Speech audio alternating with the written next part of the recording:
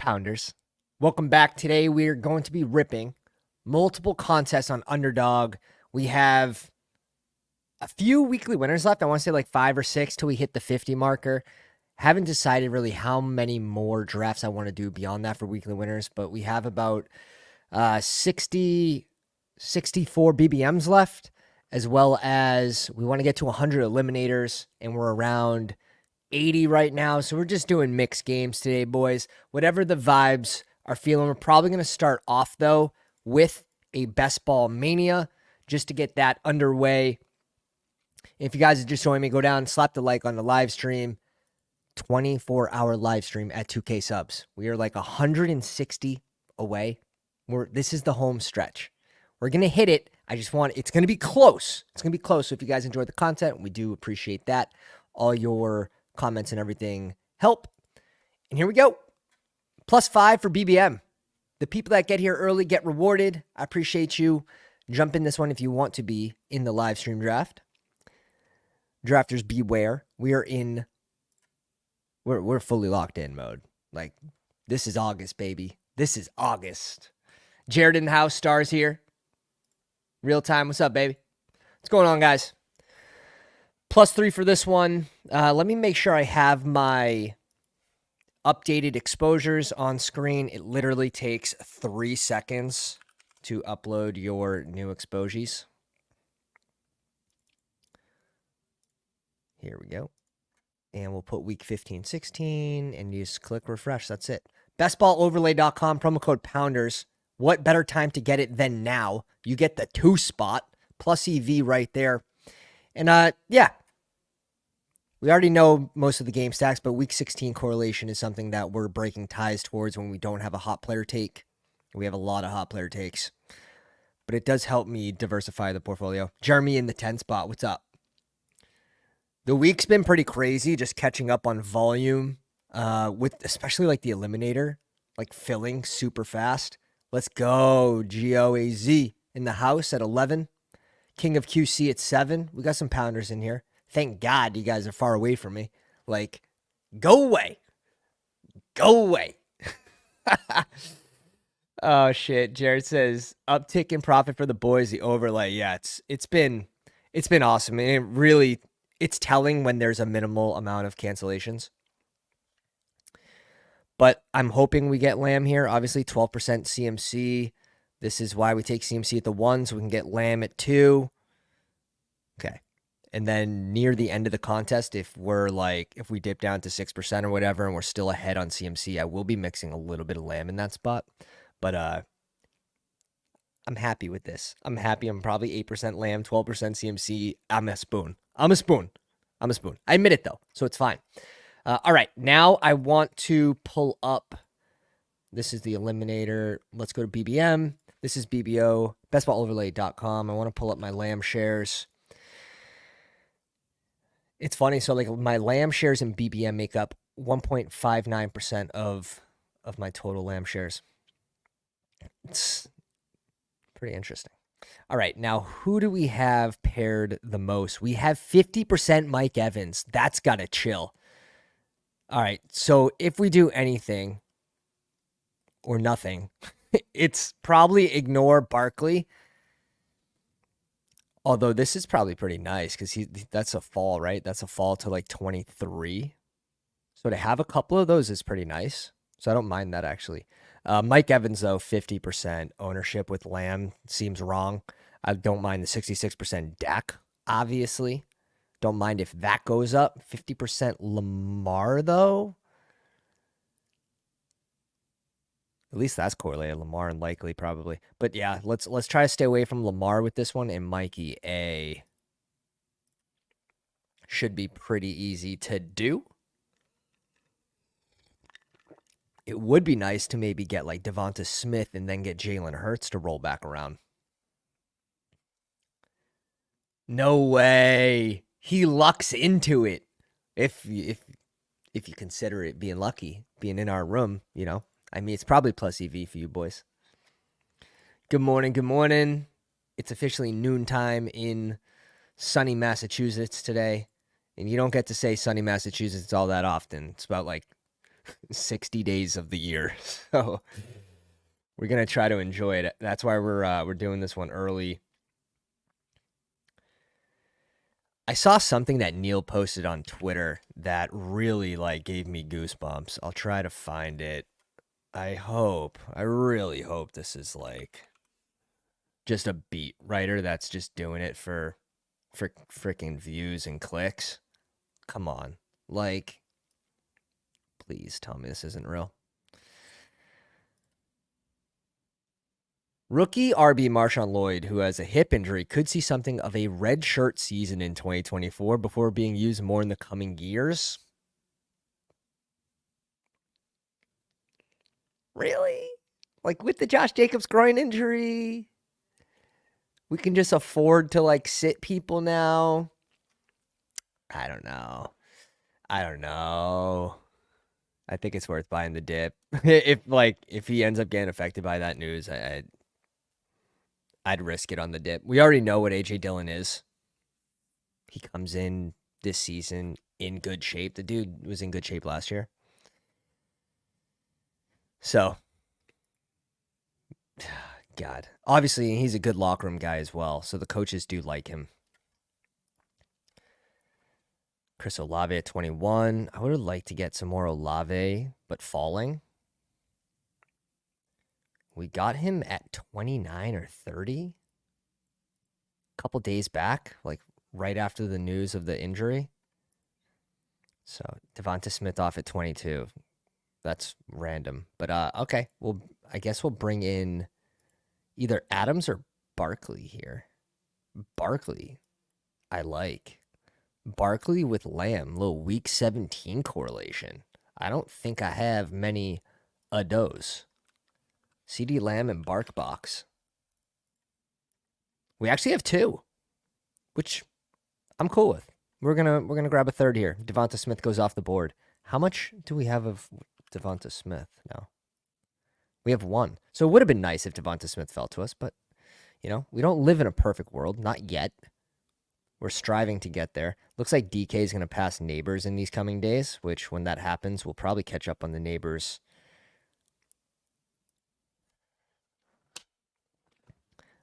I sort of just want to go Cooper Kupp here, though. Let's go Cooper Kupp with Lamb. Curious how this looks. We had to...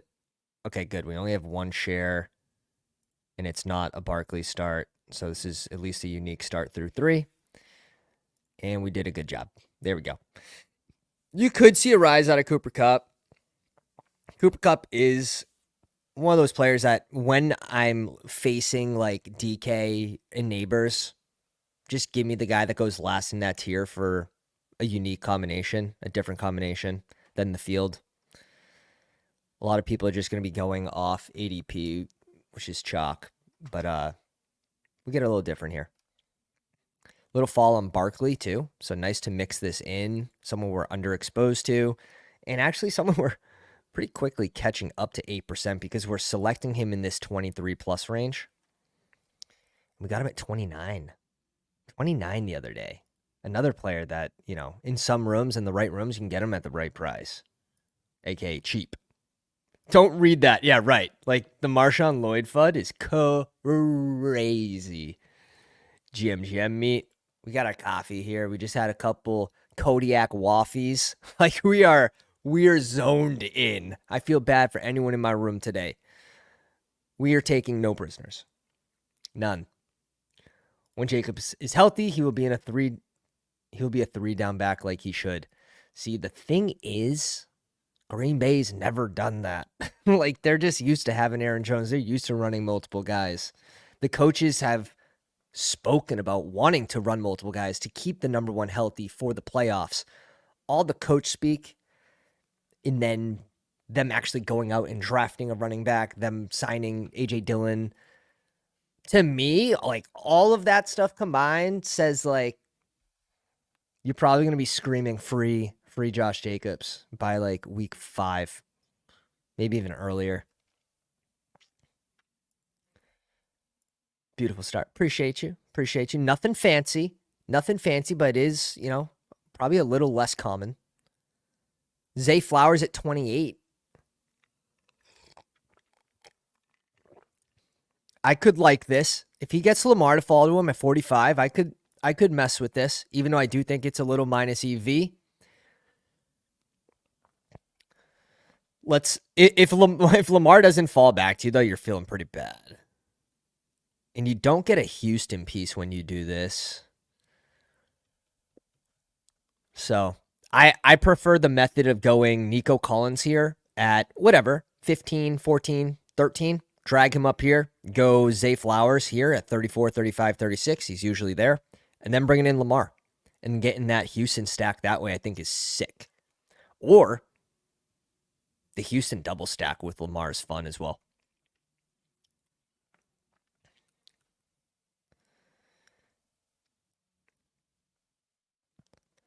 All right. We're going to set the first light goal to 30 likes. We're already at 18, so we're keeping it reasonable. We want to rip multiple drafts today. That's the plan. That's the plan. Logan in the house. What's up, dude? Glad to see you, bro. Amari off the board. I want more Amari, and I have a good amount. But he's someone I want to get to 15% on in these coming months, or in these coming weeks, I should say. We're not even less than months. That's out the window. That's out the window. All right. Is he going to get Lamar? He's just doing this to get a different combination with Zay Flowers. It's just tough for me to see Zay Flowers being worth this ADP. Thus, the 5%. I have been mixing him in more, but I've been mixing him in correlated in a Week 17 game stack situation with Houston, in case that game goes wild. So bringing Nico here, or trying to get Tank Dell here, and then going... No, you can't even do it with Tank Dell. That's the thing. The best way to do it is pulling up Nico. Best way to do it is pulling up Nico. All right, he gets it if he wants it. He does. Okay. He gambles and it pays off. Give us T. Higgins. Do it now, please. Give us T. Higgins at 47. Fuck. Oh. Okay. Can we realistically go Christian Kirk over Patrick Mahomes? Is that even, like, possible? I can't do it. I can't do it. All my Christian Kirk ADP was from, like, the first month. I just can't get there. Now, we'll see if Kirk's still on the board, but even then, I'm probably just dragging Rice up to 50. Thing is, like, it's a big gamble trying to get, like, Worthy back here at 71. It doesn't happen, so... of course, you could have gotten Rice here in these spots, but guess what? Could you have locked in some of the late pieces that we know of now that we didn't know of before? Let me see. I got to update the... let me put in my new ranks as well. We updated the CSV. We've been doing it. We were doing it weekly, right, for off-season, but now that training camp's heating up, we've been doing it like every 4 days. It's not too late to get the CSV ranks. All you have to do is be a member of the Patreon, link in the description of the video. Any tier works, or the Maxer on YouTube memberships. All right, let's put in the ranks here. Go to Underdog, do it on another screen. Leave the draft board up for the boys. All right. CSV upload, do this.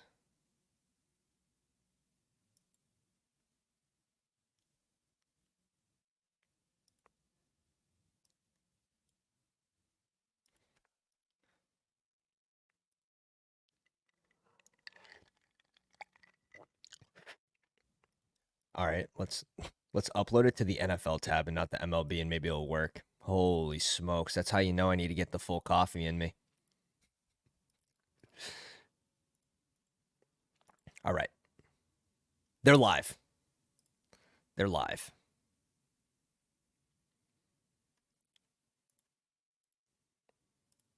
Beautiful. Beautiful day. Hollywood off at 55. You never know. Maybe we get a worthy dip. So here's one of those things that people are overpaying, maybe a little bit on Hopkins, and we're gonna see how far D-Hop ends up falling. Cool little feature that Josh added on bestballoverlay.com is the ability to track player movement pretty easily. See where they're going May 8th. Their movement across the summer. Now we're going to get this dip back into the 80s pretty easily. What's the latest you guys have seen D-Hop go in your rooms?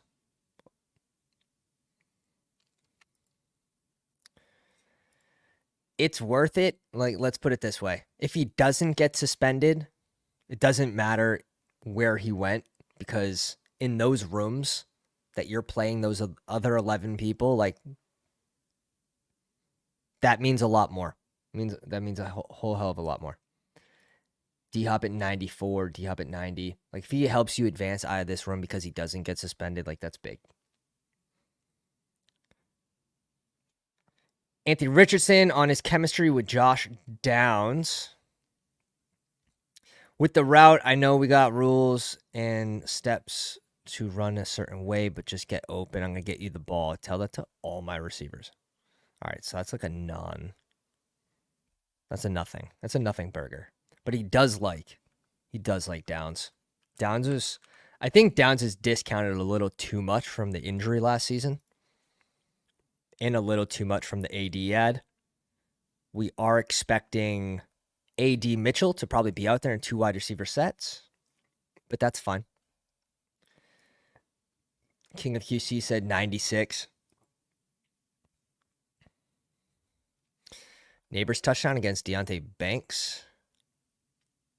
Yeah, not even close. We're just going to keep the Twitter feed open. I want to see all the updates.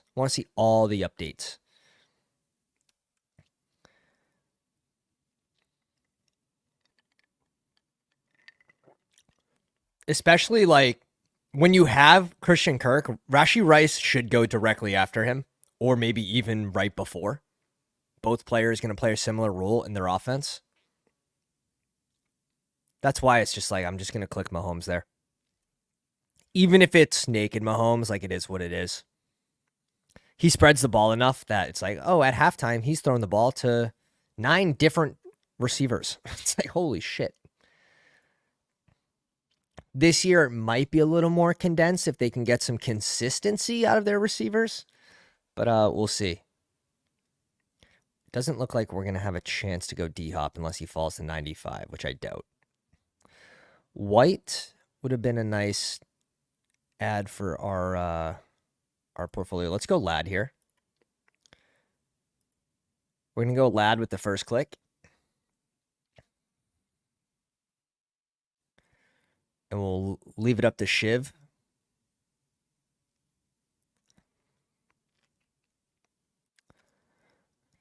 Curious who you guys like in this spot.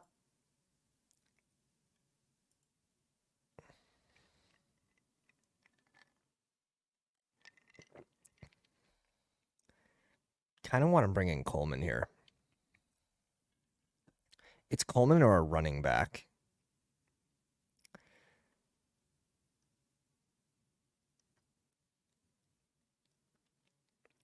I like RB here. I like tight end here as well. But I think we're going to cool it on the tight ends. We just bring in Lad. Maybe we go Lad Stevenson for the mini. Let's do that. Let's go Lad Stevenson. No, it's way too early for Chase Brown, bro. Way too early for Chase Brown. 74? Shit, I don't even think I'm going Chase Brown at 95 or 98. I do think he sneaks in like right after Brian Robinson is probably where we would draft Chase Brown. It's just you see people reaching up because they're so far behind, because they were Zach Moss slappies, and there was a lot of Zach Moss slappies. I was joking. I kind of figured, man. Kind of figured. See, now Al Boogs isn't joking.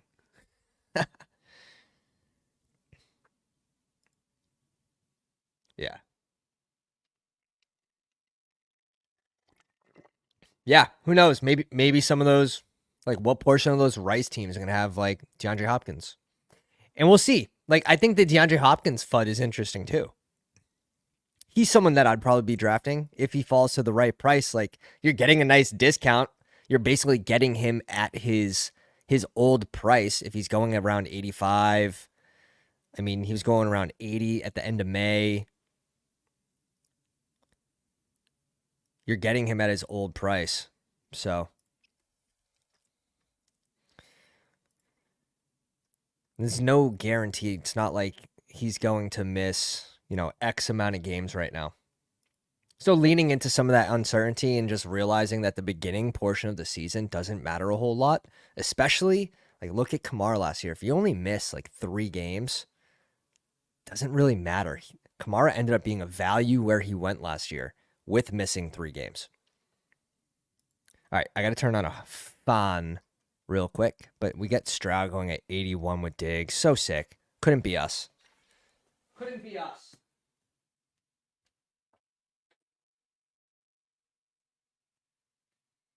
Get the fan ripping, and now we're gonna get maybe some vibes. Let's get some music vibes. Turn it down to like a little 23 action. All right. Jordan Addison off the board at 83. All the vets getting phantom injuries. Moss is going to win some people money this year. I've been drafting Moss on the slide. So, like, we had 1% Moss up until he started falling to, like, where we have him ranked. And we had Moss ranked behind Chase Brown in our first CSV ranking after NFL draft for BBM. So, we've been like this.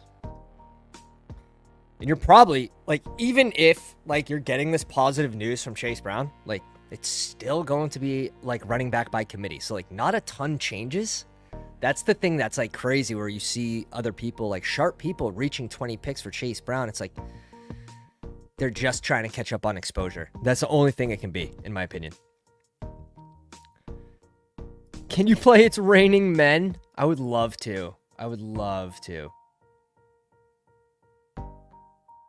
I could sing it for you. Just, I don't, because it's going to be so close, right? Like, my version will be so close. I just don't want it to be flagged by YouTube. I don't want to get demonetized for copyright.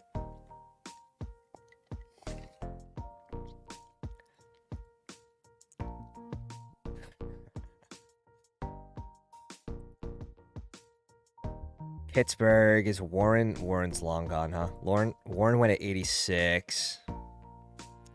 Pat Fry would be fun for our squad as a bring back in the KC game. I think Pat Fry's a pretty good target. Maybe a late Roman Wilson. He's going at like 190 now. He's free. No Cap Mac in the house. What's up, baby? What's going on, man? Bow is at 90. I kind of want some Najokes too, but this is a fun range to just like keep it simple. Keep it simple. We'll probably end up with the 3 tight end team when we pass on Njoku if we don't get Goddard. We'll see. Maybe like a little Freiermuth, Musgrave, Freiermuth, Fant, something like that.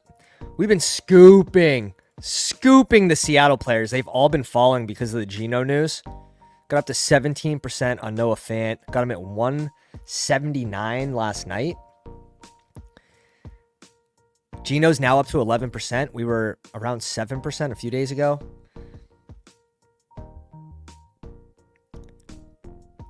Does the overlay include the weekly winners data, bro? I'll give you the weekly winners data for free. For free. Let's see what Underdog's got for ADPs here. We want to go Dacaroni. Dacaroni macaroni. All right, here, I'll show you where you can get the weekly winners data. First thing you have to do is join the Discord. Link is in the live chat. He goes Shaheed and Mose. I do think this is a receiver situation.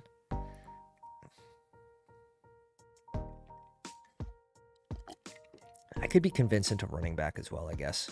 On the way back around 119, 122, we're probably going to be liking...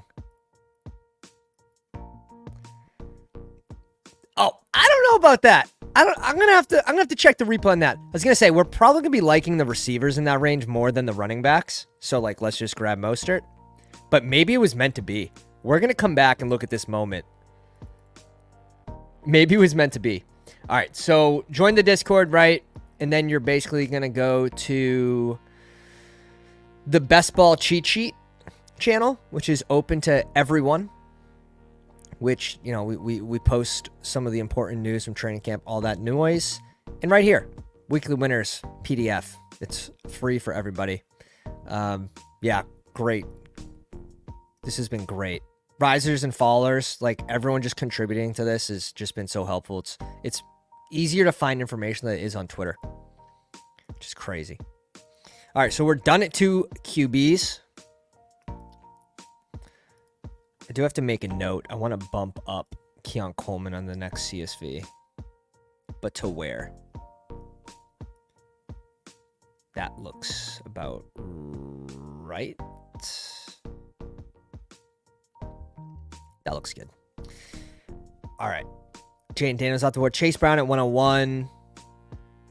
Catch up on that ADP, boy. You better catch up. I need to check the replay on my own stream, though. I got to check the replay. 0. All right, it's at 4 seconds, 3 seconds, 2 seconds, 1. I don't know. Look like we got it in time. Palmer off, B-Rob off at 105, Njoku off. Trying to get this up too. And 10% is good, but like I want more Njokes. Curtis Samuel, Coleman. That's the way I've been drafting lately. I'm just getting a little FOMO on Coleman. That's really all it is. It's the August FOMO. Like, what if? like, what if? You have Shavers, who's getting all the good buzz in Buffalo training camp. Turning heads at camp, playing with the ones, taking snaps away from other guys with the ones. You could just see a mix of these Shakir, Curtis Samuel, Coleman types. Now, Coleman, in my opinion, has the best chance of those guys to just be consistently out there in 3 wide receiver sets. But I guess we'll see. Fun start for us.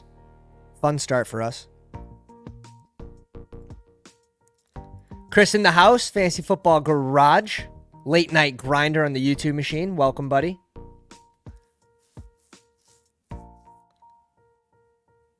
Honestly, I tried finding it. I can't find it. Nick Bach, you're banned, by the way.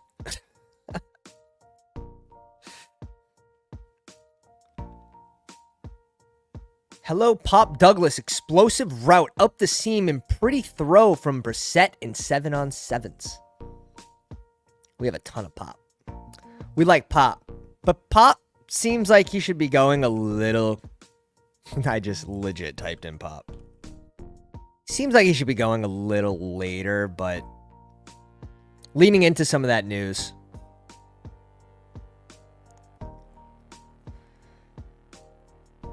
Probably leaning into like mid-late season with those New England guys. Yeah. See, guys, like the coffee, it's not all in the tank yet, and it shows. It shows. We need the full cup, boys. We need the full cup.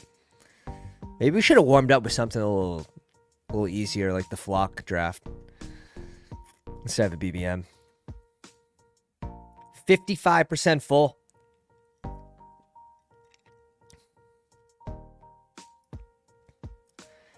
Beautiful. Beautiful. Please don't take my stacking partners. Please don't take my stacking partners. Take the QBs. Like, thank you. Take the QBs. Do it now. This is 85 or 86, Josh? 85 or 86.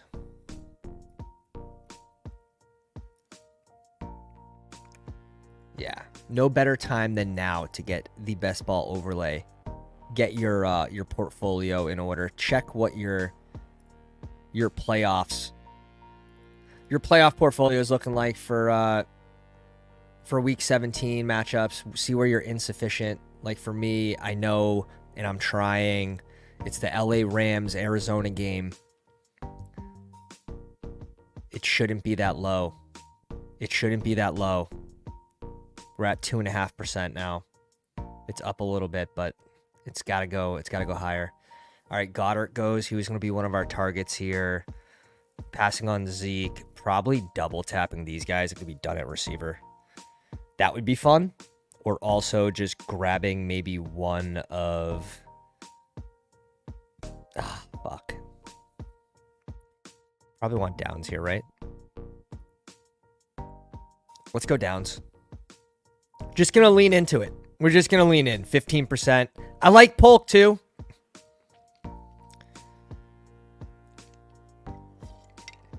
If we don't go RB here, coming back to us at 143 and 146 could be tough. Could be tough. 143. Yeah, we basically have to go RB in this range. Zeke's correlated, but like we don't really need early season production. I'd rather lean on Sharbs or Benson here. Let's go Trey Benson. Let's mix him in at 122. We're at 5%. Maybe, just maybe, we get Charbonnet to fall back to us, and that's another thought there, where he goes at 131. There's a small chance it happens, but we're obviously not going to be able to push Benson here. Be able to get this up a little bit, where we don't go Connor as well. So we get this Rams Arizona mini between Cooper Kupp and Benson. Pretty cool. Yeah, it's a BBM, Ken. I heard Lloyd is a great click at running back. Dude, I hope so. 15%. Really leaning in, but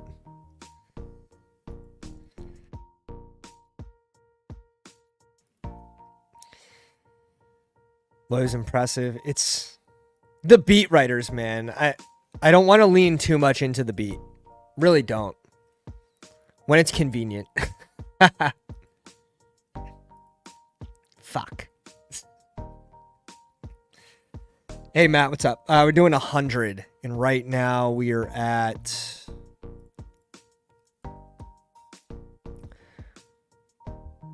Let's see. Eliminator, we're at 82. Do we have any slows going on? No slows. We got the 3 flocks as slows, couple MMGs. A cash game with the pounders. We're on the clock here for this one. We're just going to go Garrett Wilson. In this contest where it's 1 out of 12, I almost don't want to go Marvin Harrison here. 1 out of 12 advance. Super, super interesting. And then 1 out of 2. 1 out of 2 is so fun. And then top 1% of the finals get 1K. Top 10%. Sick. I like the structure. It's different. Mix things up. 1 out of 12 does make me play it a little differently, though. Like, I'm now min-maxing for points on player takes on what I think can add points to my roster, even if it's small, versus, like, shooting for, like, upside. Oh, wow. We're getting updates on Chiefs backup QB now.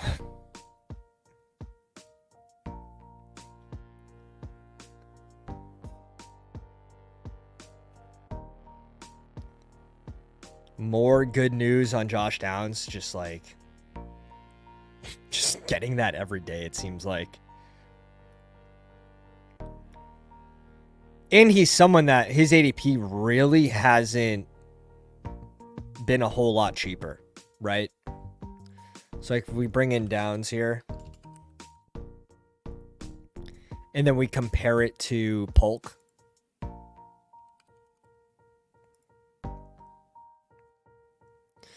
Like, you're getting Polk that started at 155, and he's now at 132. You have Downs, who started at 138, and he's at 134. So you're not getting a whole lot of movement here. Not yet. All right. Please give us Algier. That sounds scary. That sounds scary. Please give us Algiers. Not a good sign.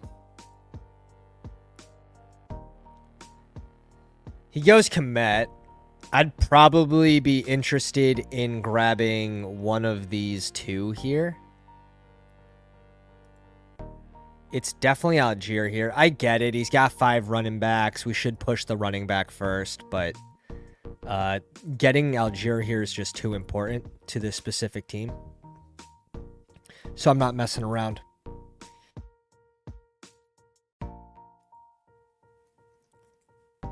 And we get the guy we want anyways, so thumbs up. The other question is, do we just go 3 late tight ends? We grab, like, Pop Douglas here. Probably not. We can still...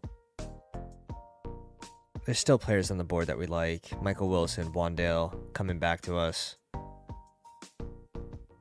Let's go Musgrave here. Another thing is, like, probably give me just like a late Tolbert for that double stack in Dallas. But this is nice. Barkley, Stevenson, Benson, Algier. We're on the right path here. Mahomes and Dak Prescott, really good pairing at QB. Lamb, Cup, Rice, McConkey, Dobbs, Josh Downs, Musgrave at tight end. Pretty balanced. Most likely still will be a 3 tight end build because we're balanced in all other places. Can we stop at 5 RBs? Probably not. So what's this end up being? A 2-6-7-3 or a 2-5-8-3?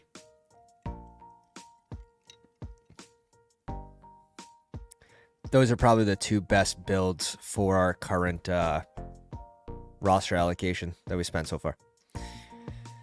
The distribution of funds. Herbert goes at 152. What a day to be alive. Expected to be ready for week 1. Like, he's going to play on it, boys. He's going to play on it. He's not like a super mobile QB anyways. He's not relying on the run with his legs anyways. Might affect, it's obviously going to affect him a little bit, but for where you're getting him, like, shit. You would have thought that injury news was already baked into the price, but you're getting more of a fall from Herbert. He's another one that we just been scooping up lately.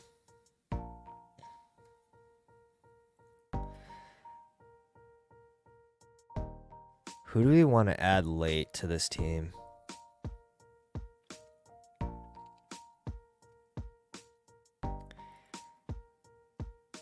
It would be nice. It would be nice to get Conklin here. I wouldn't mind Likely. I think Likely is a fun click. We're betting against Andrews, which it would require whatever. It would require an injury. It's not like he's gonna just go out there and outplay him. But if he's out there in 2 tight end sets, like, he will be taking some of those red zone looks away that, you know, we're typically going to Mark Andrews.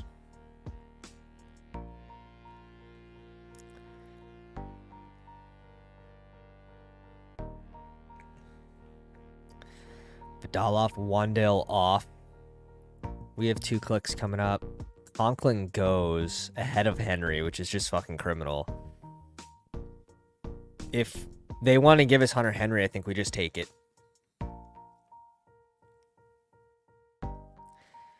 I think we just take the candy from the baby. The other one was going to be Ray Davis. 1-1 here would feel pretty good. I think we just do this, boys. I think we just do this. We have the little mini, too, with Lad McConks and Stevenson.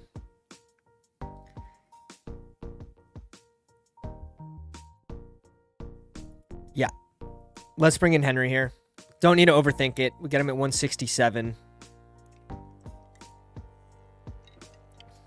Could we lean into a good season from both of these guys and stop at 2? Definitely think you can if you have to, but I'm not convinced that we have to do that with this team. Should be pretty easy to bring in a third at 191. Question is, what do we want to do here for our last RB? Do we just get McMillan? Fuck it, let's just go Burton. Like, we're getting a pretty nice slide on Burton. Let's just go Burton. 15 pick slide on him. Why not? Why not? I know Andre is having a good camp, but you're going to see both of these guys mixed in. So they should both be getting a good amount of snaps, a team that runs a ton of 3 wide receiver sets. Team that underutilizes the tight end position, which is why Jasecki's an 18th round click. McMillan goes 1 pick after. I think that's sharp too. So this could be the receiver room. I'm pretty sure we can just stop here and be very comfortable with Lamb, Cup, Rice, McConkey, Dobbs, Josh Downs, and Burton. Like, let's freaking go. Musgrave and Henry will add one more there. We need another RB. And then we're going to get a luxury pick, which probably ends up being another running back. Just due to, in my opinion, upside of these late guys that go at RB versus the guys that go at receiver. If we want to correlate Tolbert, I think that's okay, but do we need Tolbert for this team? We only have 2 rookies. One of them we're leaning into at pick 71, so we're not overly concerned with like lack of production early in the season from Ladd. So Tolbert here almost, in my opinion, doesn't do a lot for this team. Shipley, one of the guys that we're targeting late, is off the board for us. We did, however, bump up a couple sleepers last night on the CSV. I told you, boys. I told you, boys.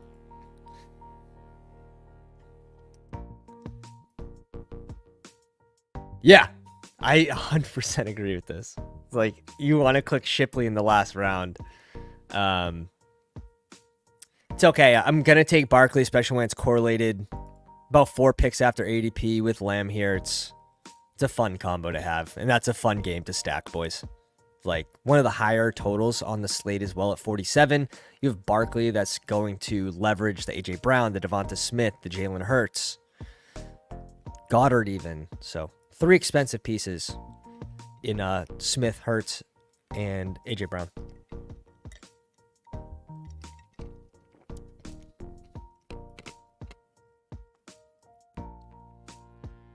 Ooh, Javon Baker, 177. That's closer to our ranks.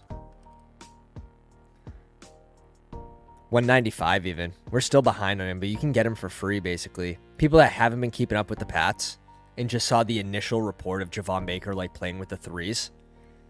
He's been having good days in camp every single day since that one report. So funny.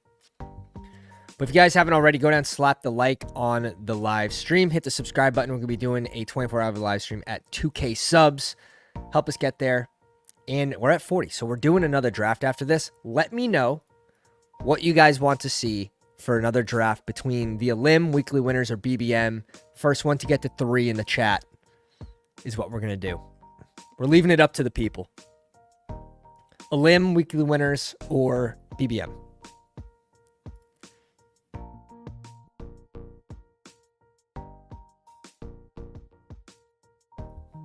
There's always one. There's always one. BBN, and I'll hop in. BBM, Elim gets 1. Does it come from behind? Oh, we get Rashawn here too. We wanted... Ooh, he's there. Ha. Ha ha. Ha ha. I didn't think he was going to be there in this room. Oh, yeah. BBM it is, boys. BBM. Oh, Jeremy voted twice. It's actually a -1.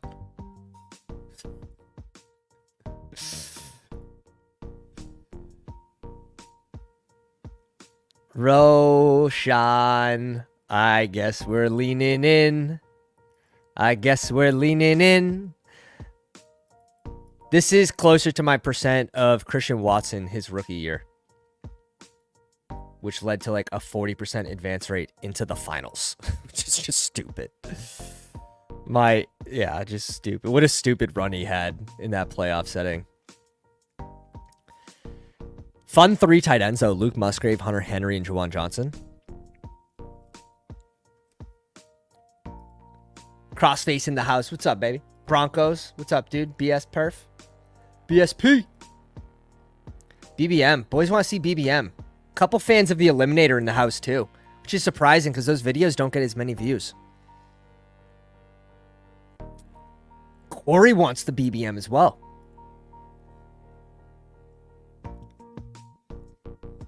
Craze. I might need another refill of the Kafifi. Let's see how water tastes. We're gonna give water a try here. Doesn't hit the same. 32%. I thought I was overweight. Yeah, Rashawn's our hot take this season, I guess, and I think it comes at fucking minimal risk. So as long as he's not cut from the team, which isn't expected because of the draft capital invested, seems pretty good. And then in the case that Herbert gets traded, I do think that there's probably 3 teams.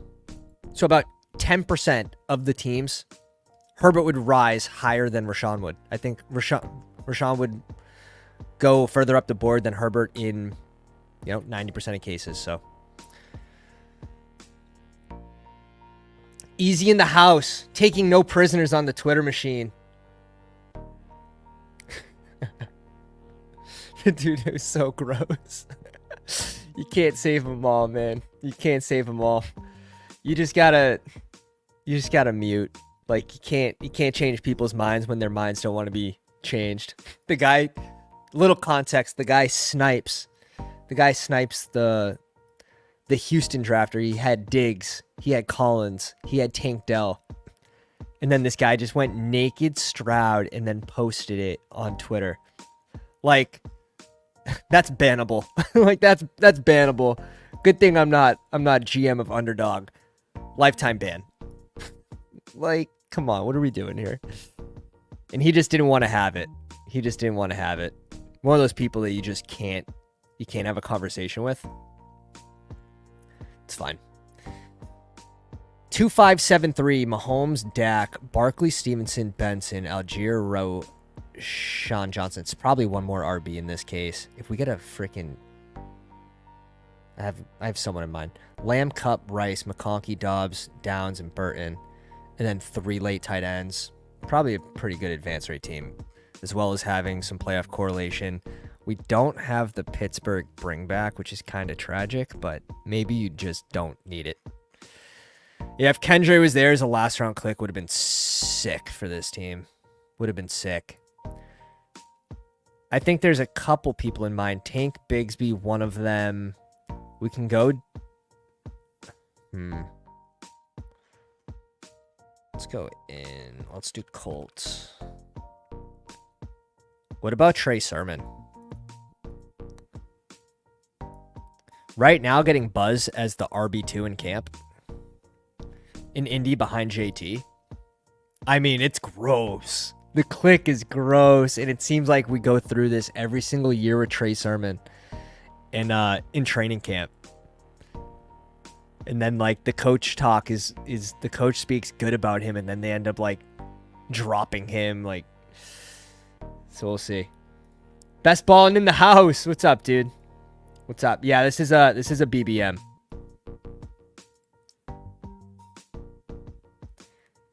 Yeah, this is on Downs. I saw that. The Downs hype's unreal. But look what they did last year. Like, Downs had a great rookie season. Great rookie season. I mean, a lot of the news around ETN too is they want to get Tank Bigsby more shares. I'm just tempted to, like, let's go Tank Bigsby. We know for certain he is the RB2 in the offense. you're basically only hitting with an injury to ETN here. Same thing for Trey Sermon, though. Like, he's not going to pay off unless there's an injury to JT. Plus, you have a rushing QB you have to get around. Probably a little more comfy with the... It's definitely a little more comfy with the Bigsby click. Let me get some more reports. I need a couple more reports. We have plenty of drafts left. We have 62 drafts left before we have to like force the gross clicks. Yeah, this shit's so funny. It's so funny. The guy doesn't want to be helped. Easy's like, hey man, like, grab onto the raft. You're drowning. Guy's like, I'm not drowning. Dude, big wave coming in. Big wave coming in. Grab the raft. Downs is your biggest. No, I faded in the big board. Dude, in the big board, he was super expensive. He went around pick 85 in the big board, and I didn't remember that at the time. Let's just scroll down. Ooh, a little 9.5 draft. Let's see where he went in this one. Let's see where he went. Downs 109. Okay. So this was a little later into the offseason.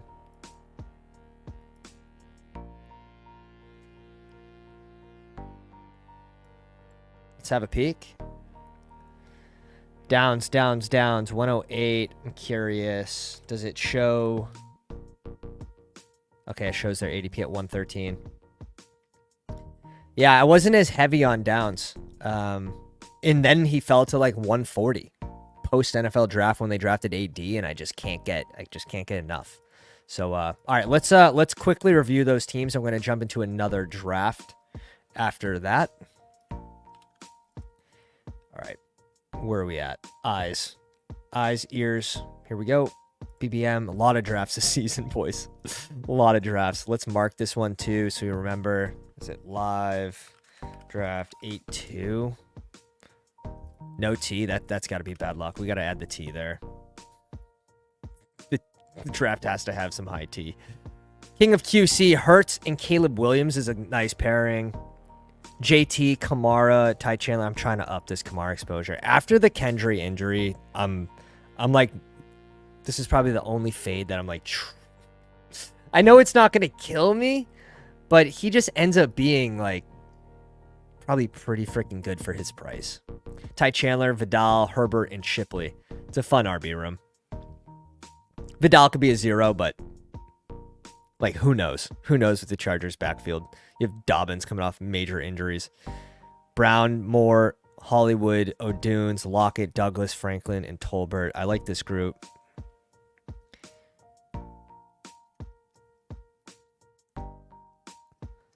Bowers and Fryermuth strong. I'm not overly excited about Troy Franklin, especially with some of the news that like Reynolds is pulling. Like that he could be the second wide receiver there in Denver. Another guy that's 6'4", seasoned vet. You know, hasn't really done a whole lot in his career, but he's been serviceable when he's been asked to be. Curious, are you guys still clicking Troy Franklin? I get it. It's end of season push type click, but yeah, I like this team. I think it's well balanced. Well balanced. King of QC. All right, the icon also in the live stream was Staffy and Watson. James Cook, Mixon, Harris, Singletary, Zeke, and Nick Chubb. Yeah, 4 RBs by Singletary strong. When I have that, I probably want a higher upside click instead of Zeke. Like Nick Chubb. Like, that's kind of fun. Like, having Nick Chubb as RB6 or even RB5 in this case, I think I stop there. I think I stop there with that much invested. Puka, Collins, Tank Dell. Oh, tragic. He didn't get Stroud to come back.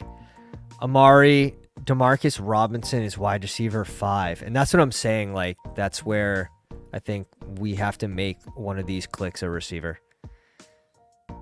Because I think it falls off a little too much at receiver. But I think he had the right idea. The right idea. Super strong at tight end. Another reason why the receivers look a little weaker. Got the double stacks. Like, it's a super correlated team. Triple stack with Cleveland. Double stack with the Rams.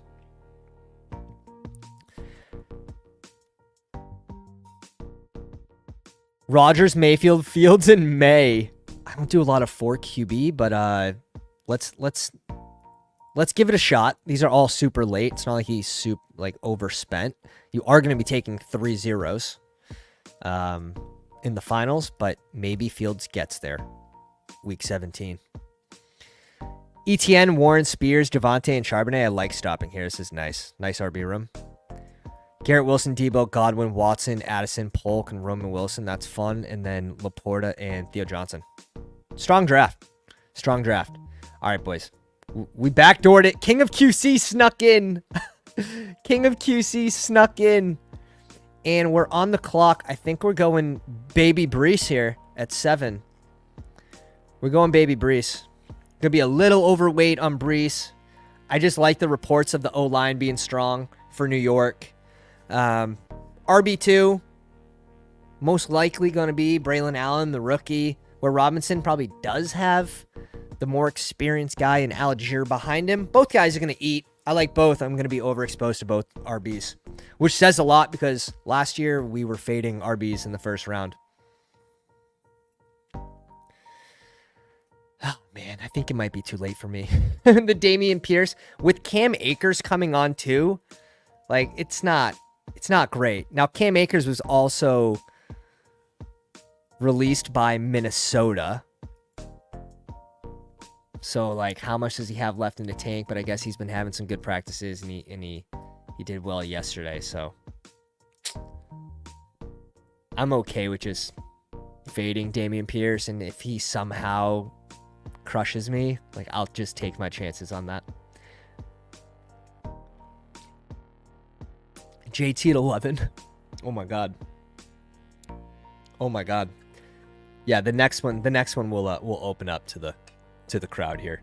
It's just, we got to get these BBMs. We just shared the last one. To be fair. So the people that got here early on the stream, we did reveal when we were jumping in. It was +6. Sitting on a big old Franklin bag, and it's not hundreds. Holding off for now. The Rottweiler's up. Okay. What do we got? Let's check it out. The Rottweiler is a $25 4-entry max. Oh, we're doing Rottweilers, boys. We are doing Rottweilers, boys. Ooh, 2 out of 12, 2 out of 10, 2 out of 10, 90-seat final. Fuck yeah. 10x. Beautiful. Ooh, this is sick. All right, let's make sure we don't miss a click. Okay, Nico, who do we want to drag up here?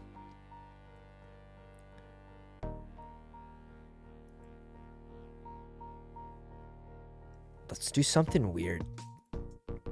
Let's go Brees and HN. Why not? I like that file size too. That is quite the setup. I want to say McCaffrey.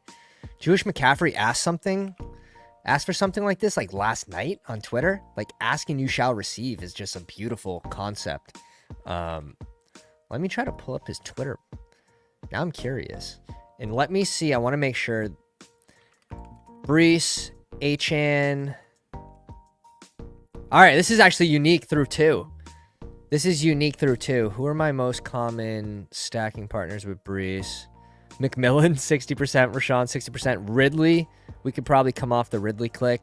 Drake London, we have a ton of Brees Hall Drake London, which isn't really a problem for me.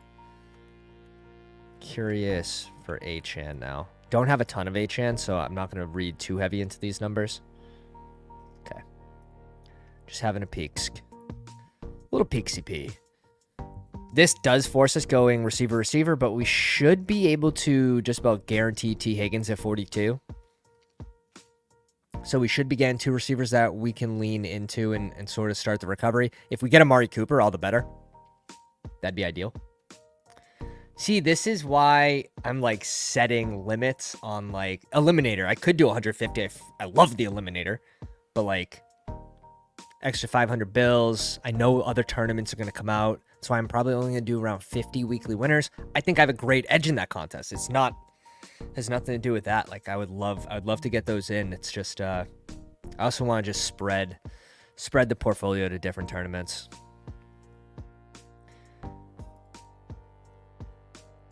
That's kind of a sick structure. Yeah, that is great. 13,500, like small 4-entry max. Like I'm like a kid on Christmas morning. We're ripping a Rottweiler after this contest.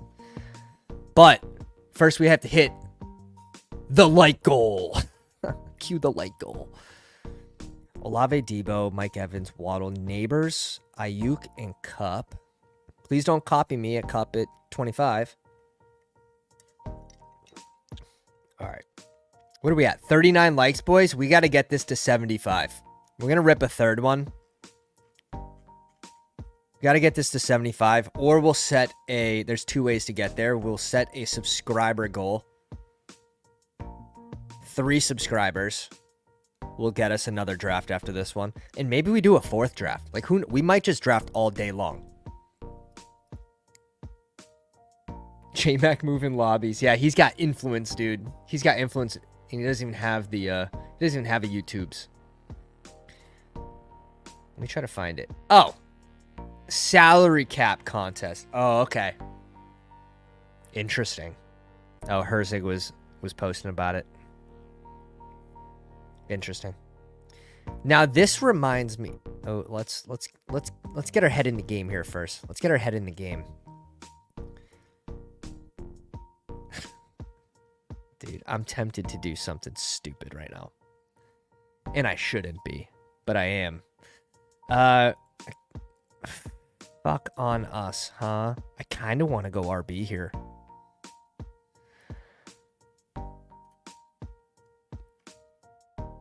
I kind of want to go RB here. All right, boys. Strap in. The recovery starts now. The recovery starts now. Potentially. Maybe we just never recover.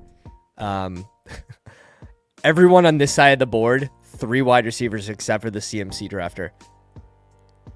Little scary. Little scared to see what comes back to us at 55. Honestly, I'd be very happy with Ridley. Someone that probably should be getting a small boost with the D-Hop knee soreness injury news. Maybe we do go Rice and we lean on he doesn't get suspended. I think that's interesting as well. The recovery starts now, though. The recovery starts now. Guaranteed, we can't go more than... Like, this has to be a 4 RB build. Can't be another RB with the bye week 6. We're getting interesting here.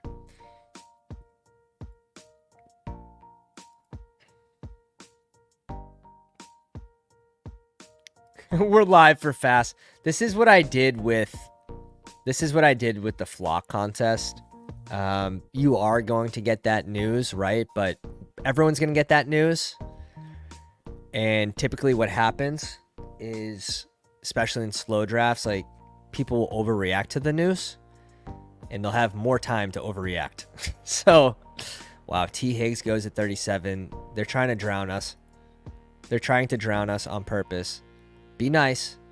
Be nice. One of these 3. That's all we want. Yeah, we kind of expected that. Okay, we're getting one of them. We feel great. We feel great. That's all we wanted. Now, which one do we want? Now we have to make a decision. We do have the Cooper HN correlation. We do have... That probably splits it between the 2 for us. The week 17, Cooper, HN. Yeah, this is very sharp. You have to find value somewhere, right? So, like, as you're catching up, to his point, as you're catching up at receiver, it's very, very punishing to go a QB, even in these middle rounds. So, we'll see what we end up with, but I do like the idea of going 3 late, and that's exactly what the Amari Cooper click is going to give us with Deshaun Watson.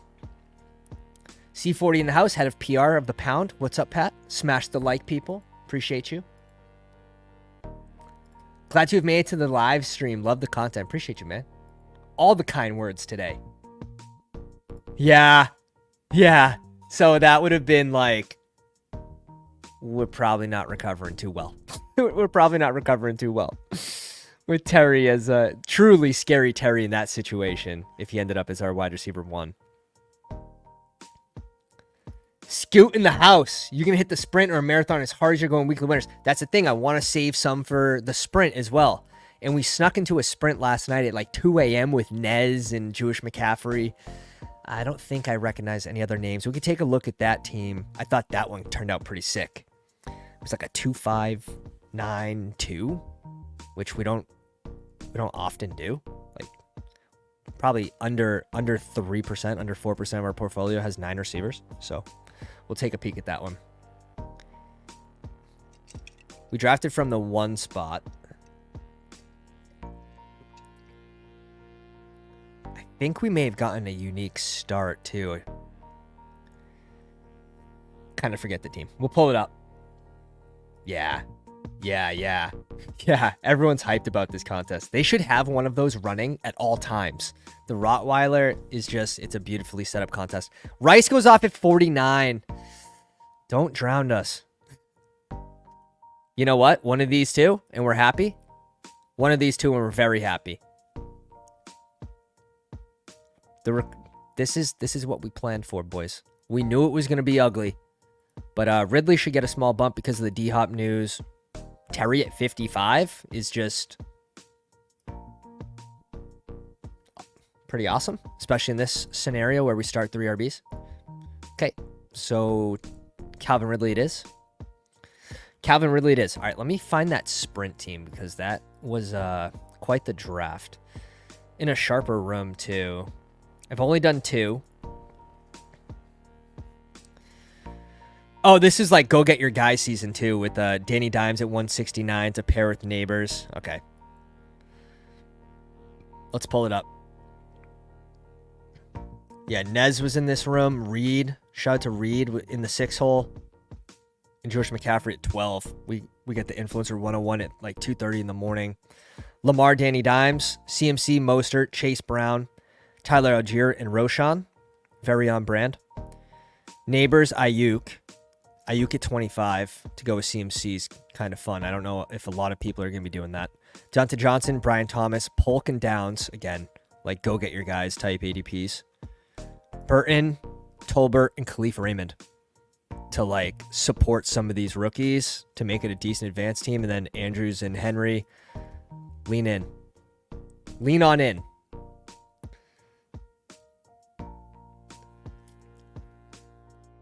All right. Beautiful. Absolutely beautiful. We'll take it. We'll cover Nez's team.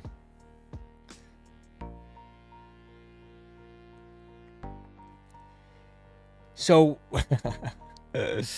we have Greg from the CoachSpeakIndex that's going to be joining us today.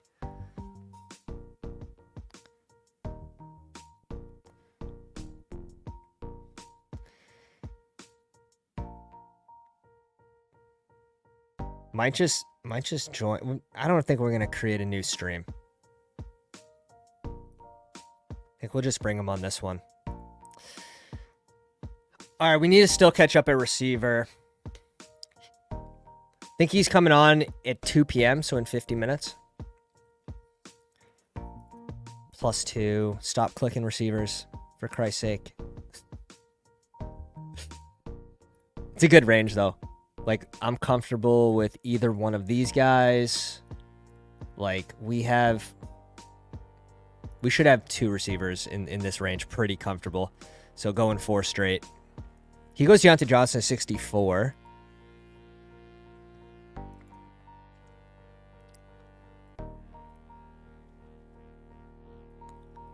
Let's go O'Dunes here. Let's go O'Dunes. Let's do this. Go to Twitter. Pop.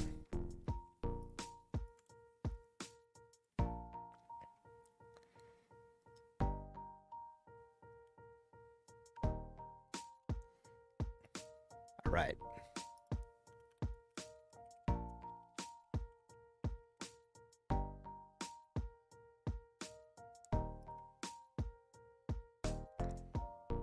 Plus 11. Okay. White goes off at 67. C-Watt. Come on, boys. We need we need someone to fall to us. That's pretty juicy. One of these three is ideal. D-Hop. We can't go D-Hop with Ridley, especially at 79. If he falls back, if D-Hop falls to us at 90, we'll go D-Hop at 90 on this team, which could be interesting. But the receiver cliff is about... it's about 3 wide receivers left before the cliff. Oh, God. Not ideal. Not ideal.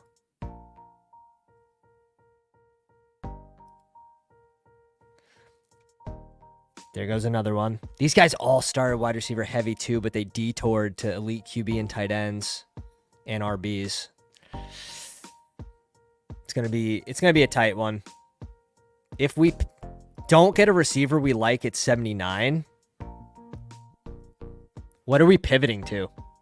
I guess we could bring up Curtis Samuel into that spot, and we might be forced to even. We might be forced to.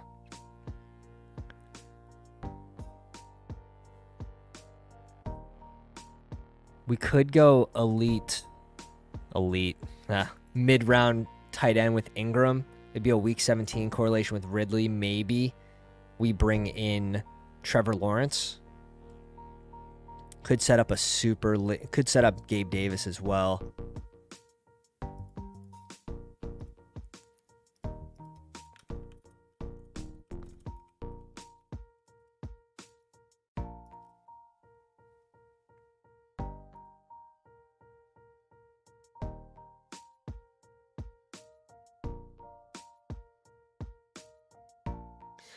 Oh, shit. It's weird because I'm not, like, obviously big on JSN, 2%, but this feels like a moment. This feels like a moment right now. This is BBM. I'm going to be doing a Rottweiler later.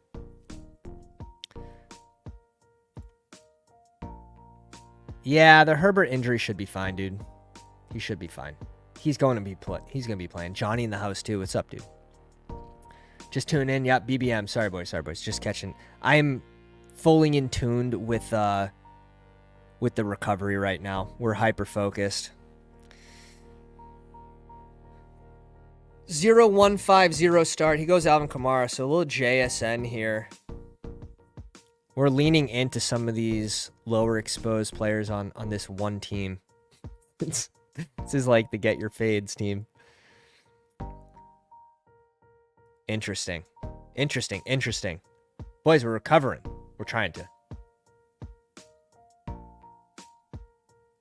Dude, make sure that fan for the camera's on. It's on. It's on. It's on. I know. I've been forgetting to turn it on lately. The thing can run for like 16, 17 hours with this little tiny fan that runs behind the camera if it's turned on. If it's not, the camera lasts like an hour and a half. It's crazy. Last round, Justice Hill, yeah, getting some positive coach speak about, being on the team, is like being a starter. There's going to be a mix of guys. That's the way I see it. Yeah. Save $100 for the Rottweiler. Yeah, it's not even close. He'd even make it to us. If we get D-Hop at 90, we're doing it. Could be in the cards. D-Hop or Ingram, maybe even Addison lean into a 3-game suspension. I'm okay with that as well.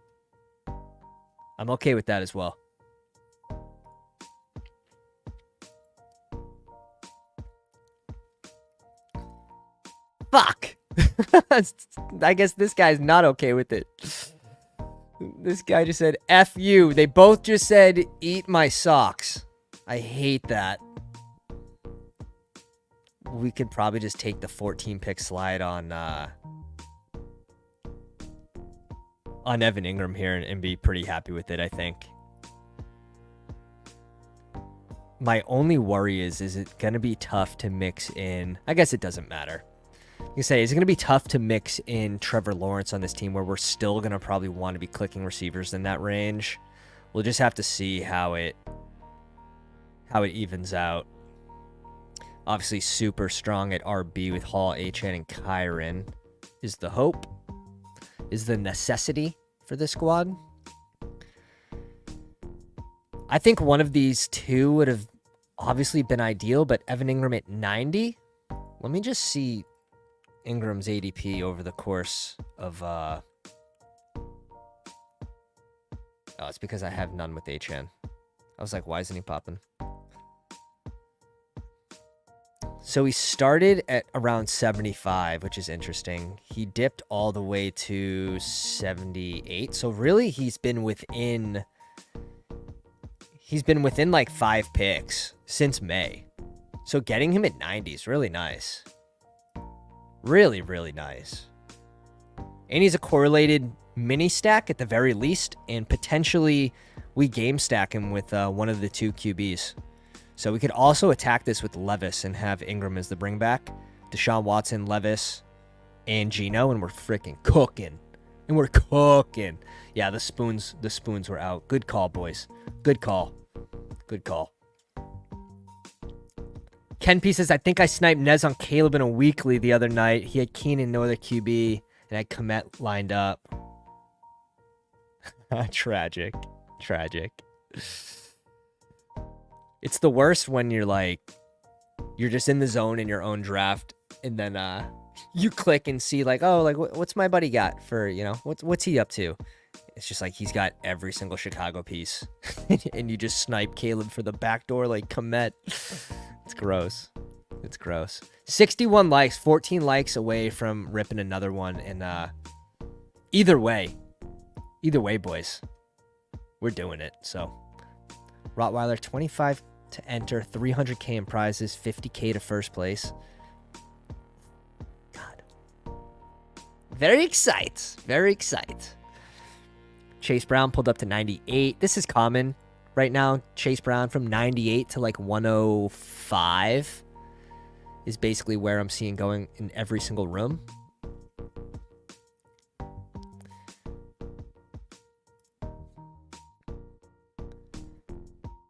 We have to ignore QBs. If it's meant to be, we probably get T-Law at 127. That's what we have to do. Because again, I think we have to double tap receiver. So if he falls to us at 127, good on us. If he doesn't, like, well, fuck. That's... Dobbs and Palmer both go.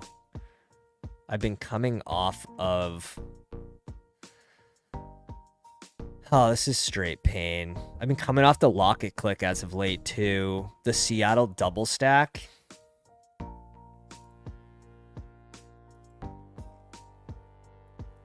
I guess we're just going to do the Seattle double stack. I don't love it. They run enough 3 wide receiver sets, and they should be running enough 3 wide receiver sets that it makes sense. Wanted one of Dobbs or Palmer there. That really threw me for a loop. Could have gone to Njoku as well as just like a double stack with Amari Cooper. We're done at tight end. Very strong at tight end. It's just, we probably just need bodies at this point at receiver still. We just need bodies. In a sharper room with pounders in here as well. It's going to be a little less forgiving. Just something to keep in mind. So I think one of these guys is like a necessity. Cooks, Myers, Downs, or Polk. And then grabbing Trevor Lawrence if he falls to us. Yeah, this is definitely at least 8 wide receivers. And that's why we go Evan Ingram, because we can stop. In a lot of cases, we can stop at 2 tight ends, saving a roster spot.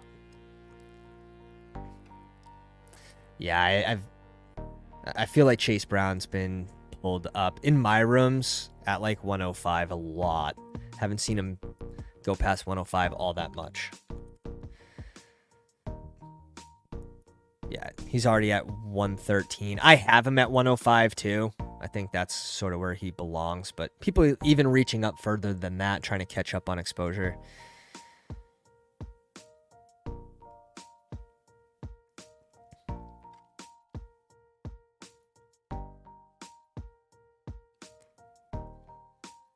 Interesting spots, boys. Interesting spots. What's that next pick? 127 and 138. Is there going to be a receiver there that we want at 138? The answer is we don't know. The answer is we don't know, which makes it really tough to go running back here. It's going to be tough to go Myers here too with another bye week 10.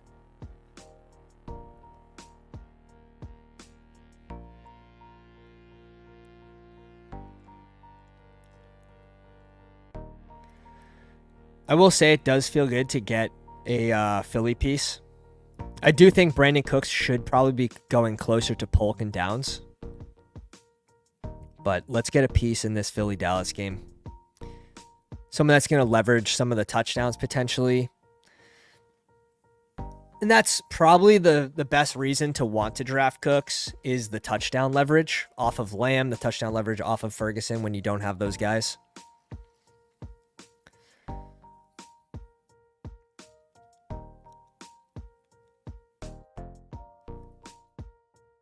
And we'll see. Yeah, T-Law's gone. T-Law went at pick like one. Holy smokes. He went at 110. To the Stroud team. He gets Stroud at 86 too. Was that correlated? No. Holy shit. Just the uncorrelated Stroud at 86. So many people passed on him. Okay, the Tank Dell team had Josh Downs. Where's the Nico squad? The Nico squad had Lamar. And the Diggs team had Mahomes. So you get this crazy slide on Stroud. Couldn't be me. Couldn't be me. That's sick. But then he brings in his second QB when he needs to go receivers. Tough. That's tough. Starting double RB, goes elite tight end. He tries to catch up, and he does a good job, and then he just forgets that he needs receivers. Yeah, Polk at 121. Shit.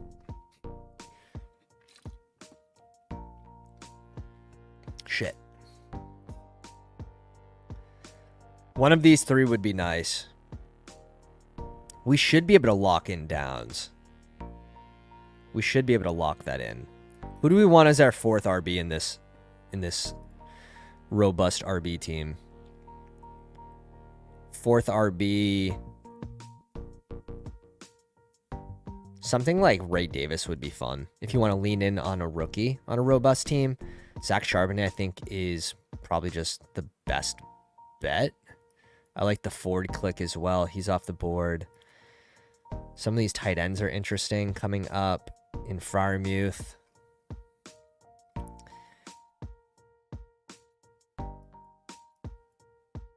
He goes Myers. I think I like the Downs click here. Again, like, let's just catch up at receiver. Let's lock up this room where we started 3 RBs. Amari Cooper, Ridley, O'Dunes, JSN, Lockett, Cooks, and Josh Downs. Like, I think we caught up pretty well. Boys. Now, we do have to save a click for Deshaun Watson at pick 151. We're not going Deshaun Watson at 138. If he gets sniped, he gets sniped. Caleb falls to 128. It's kind of been a common theme in this room that QBs are falling. So hopefully we get that same love when it's our turn for our QB to fall. That's the way it works, right? Like, that's the way it's supposed to work.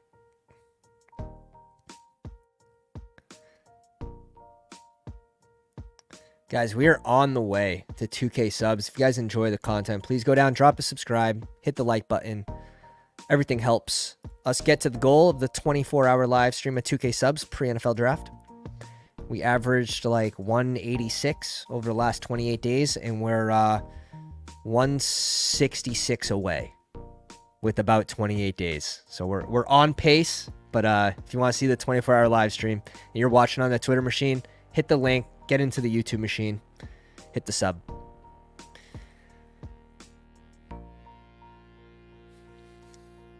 Yeah, Charbonnet would have been sick to come back around to us.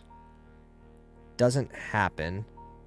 So what do we want to do here with our last RB?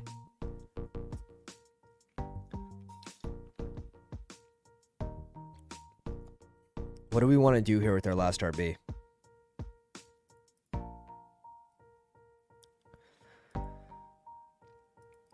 Lloyd's gone as well. And if we wait on it, then what are we doing here? This is an interesting spot, just from like a building perspective.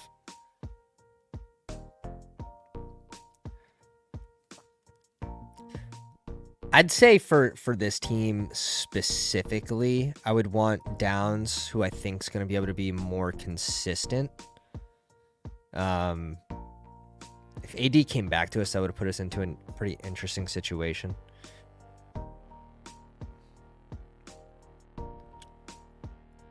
I mean, it's High Chandler, but it's bye week 6. So we kind of pickle ourselves there. Schultz would just be a random mix in here. Leggett. Naked Tua with Achan, I guess. And then bring in Jonnu late. I'm cool with that as well. We have the week 17 correlation with Amari Cooper. So like maybe we get both sides of this game. I'm fine with that. But let's get our first QB. Tua at 138, just even if it's not hyper correlated and we can bring in a late Jonnu Smith to make it a double, could just be a good advance rate play. And then we'll lean into shit. I mean, Achan and Cooper, it's still correlated game script, so. Pepitone coming in with the straight violence. This also relieves some of the pressure if we do get sniped on our QB stacks. So, like, obviously, we want Deshaun and Geno for this team, I would say. Both by week 10. But if we get sniped on Deshaun, not a big deal. We can go Geno and Will Levis. So, like, relieving some of that pressure of getting the first QB in a 3 QB build is also interesting. So a mix of 2 of these 3 guys is super ideal for us. Staffy off. Now I think Deshaun's best avail. Where's the Njoku team? I think he's to our right. He's to our right, so we should be okay. Where's Jude? Judy's here at 2. This could be a Deshaun Watson click here at 146. And if it is, I'm going to be even happier that we went 2 at 138.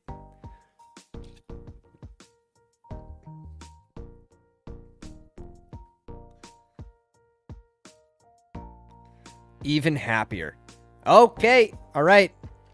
Let's see. Does he come back to us? Does he come back to us?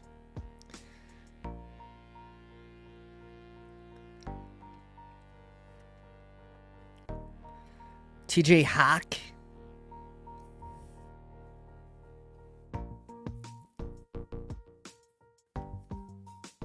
Uh-oh. Uh-oh.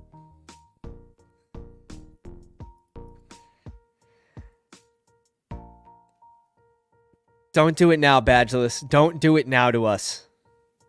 Don't do it now. Schultz is still on the board, too. He's not going to... We're not pushing Deshaun past 151, but if Deshaun gets sniped, we probably just insta-click Schultz here.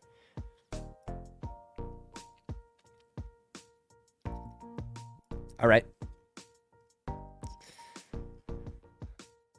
We get Deshaun. This is working out way too easy. It's not supposed to be like this. Fant is interesting in a Seattle triple stack type of way, but maybe I think we want Jonnu for, and can we stop at 2 tight ends there?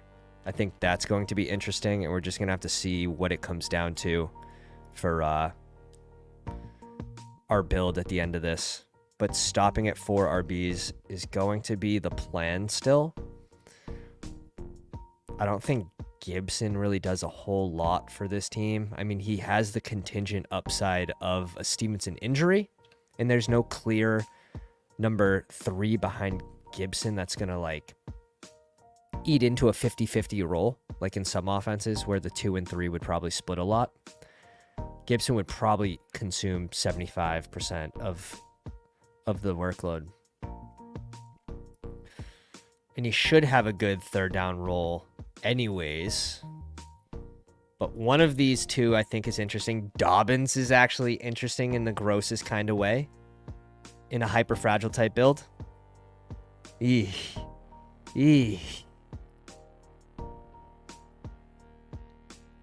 Ray Davis off the board.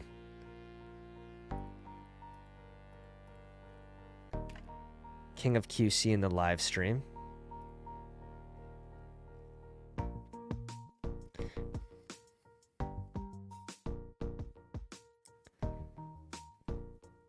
Dobbins goes.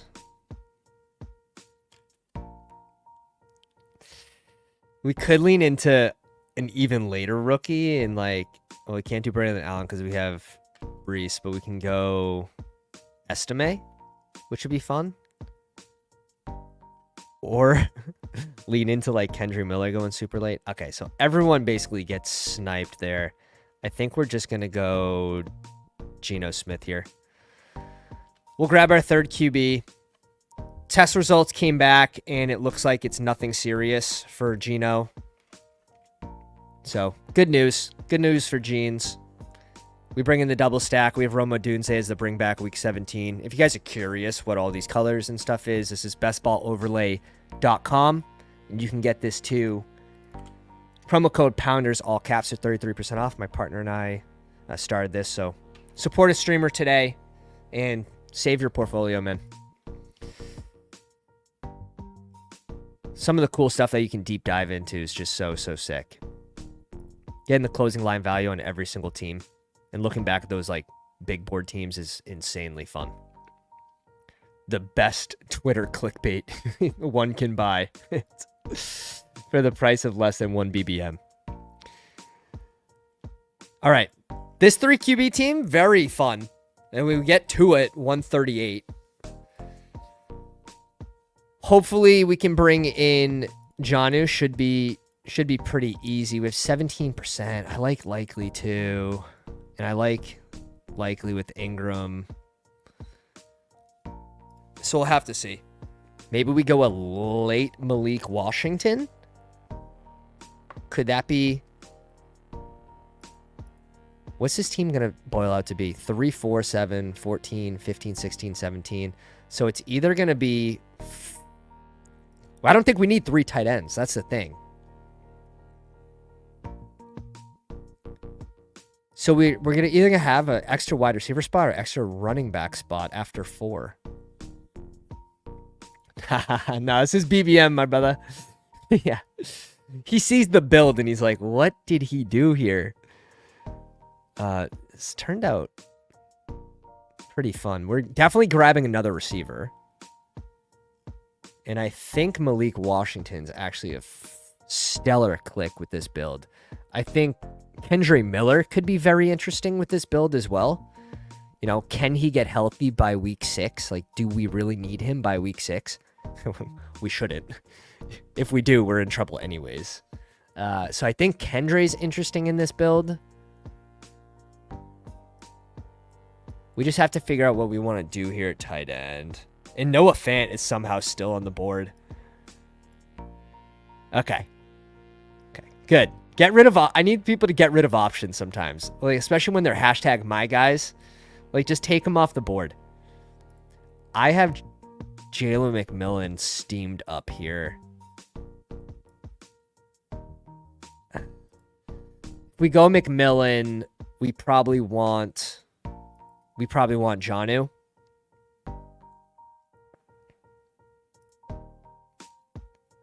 We should be able to get McMillan Jonnu, I think, pretty easily. And we just keep pushing RB4. This will be the last receiver on this team. Like, I don't think the click can get more fun, so we'll bring in McMillan. Get a little mini against Dallas as well, Brandon Cooks, week 16. Dome game, 46.5 point game total. Yeah, this This is definitely like a weekly winners team, but guess what? If it's a weekly winners team, that means it has a high ceiling, which means good things for BBM if it makes the finals. So now we just have to build it like advance rate wise correct. And I think getting 3 values at QB, if they can stay healthy, and I mean, they're super correlated. Big fan of how this is going. Dude. That's some tough coach speak, right? Some tough coach speak. Tough.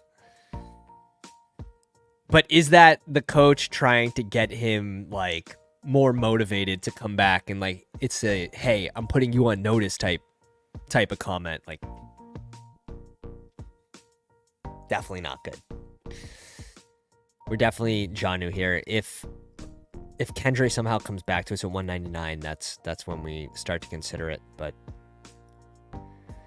Janu here, if he gets sniped, we just insta-click Juwan.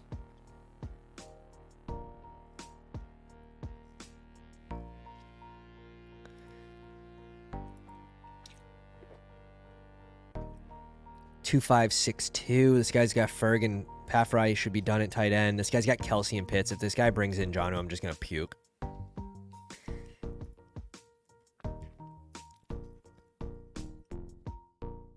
He goes Levis at 185. All right. Comfortable stopping here with these 2 tight ends. Ingram should provide a pretty good weekly floor. Johnny Smith for the spike weeks. Now, do we have to stop here? I think we can go RB. I think we can go RB tight end if we think this isn't strong enough. But do we really need a 9th receiver for this team? Oh, yeah. Oh, yeah. No, the coach is completely sick of him. He's been hurt since college. And I think judging by... And I remember this like clear as day. I was like, man, this guy could be a dick. Like, what he wore for his draft night was a suit with like no undershirt, just chest out. Like, I mean, you kind of got to be a dick like to even try that. So, and then the coach speak is just, you know, seems like he's kind of sick of him. So we'll see. We'll see. This last click though, Cooper, Ridley, O'Dunes, JSN, Lockett, Cooks, Josh Downs, and McMillan. I would go probably a 9th receiver over a 3rd tight end, but I think it's close. It's probably going to depend who's there at tight end. Like if Juwan Johnson's on the board, I think that's an interesting click. But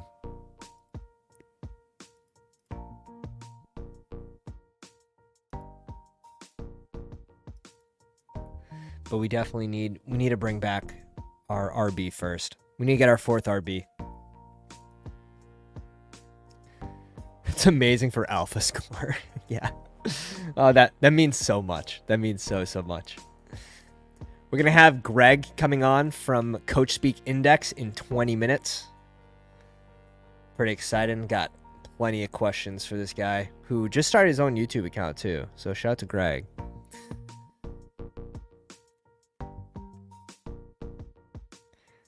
Bryce Young at 194. A little surprise to the boys in the live stream. Generic Prince is becoming a thing. Just seems like a camp story every single year. Roshan's ideal. But one of Roshan or Kendre,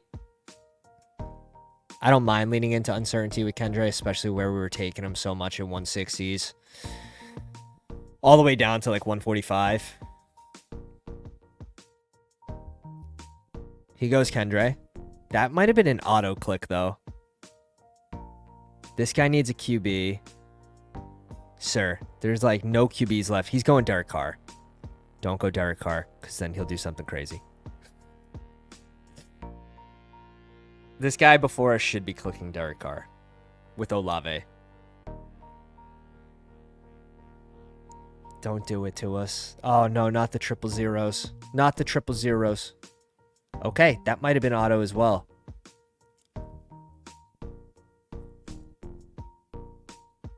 This is like the epitome of leaning in to your RB of choice at the end of these drafts in a hyper fragile build.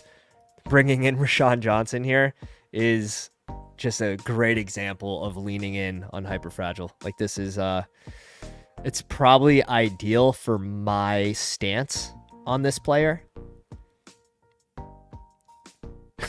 So it's kind of fun. Kind of a fun player to fall back to us. And for a last click, if we're going receiver, it would probably be Malik. If it's going to be running back, it'll probably be Shipley. If it's tight end, it'd be Jawan. I think he can go any which way. We're leaning so heavily on these three. I know two of them are on bye week 6, but doesn't really matter all that much. We're good on QB. Cooper, Ridley, O'Dunes, JSN, Lockett, Brendan Cooks, Josh Downs, McMillan, Evan Ingram, and Jonnu. I sort of want to lean into these two at tight end. Shipley or Malik Washington sort of seem like the click.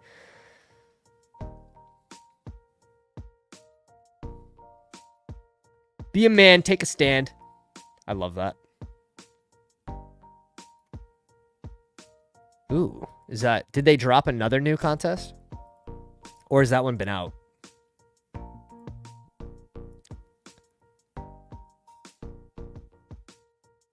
The Rottweiler. Let's see make sure this thing isn't freaking filling. But it's a 4-entry max, so people won't be able to freaking insta-fill it, which is nice. 2% full. 2 new ones? I don't see it. Did I just completely... Oh, shit. It's right here.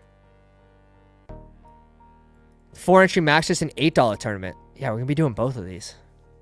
I'm probably going to do slow drafts for this small one. Shout out to everyone that's in here with us. You guys want to join a slow? I'll join a slow with you. +1. Unlucky. +1 unlucky. You hate to see it. You know, you try to do the right thing. Trey Sermon, fun click right now. Will Shipley, Philly.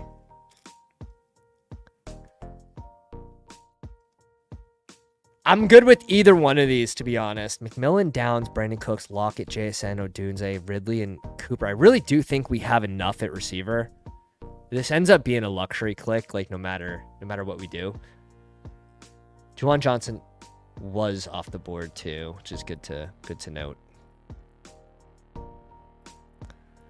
Let's leverage Tyreek Hill and Waddle even more. Maybe one goes down with an injury. Odell, super old, shouldn't be able to take all those snaps as the wide receiver 3 in Miami.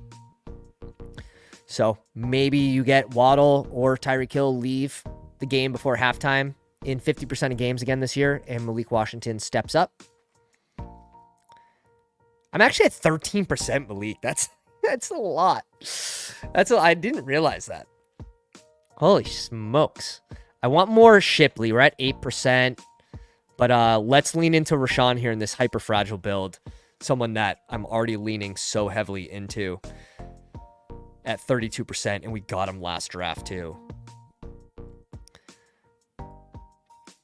Harbaugh gonna steam up Justice Hill. That's fine. I'm probably not clicking too much Justice Hill. I am glad, however, for the big board shares, because we definitely have a few Justice Hill shares from the 20-round drafts in the big board. Oh, Kendra is my most owned player.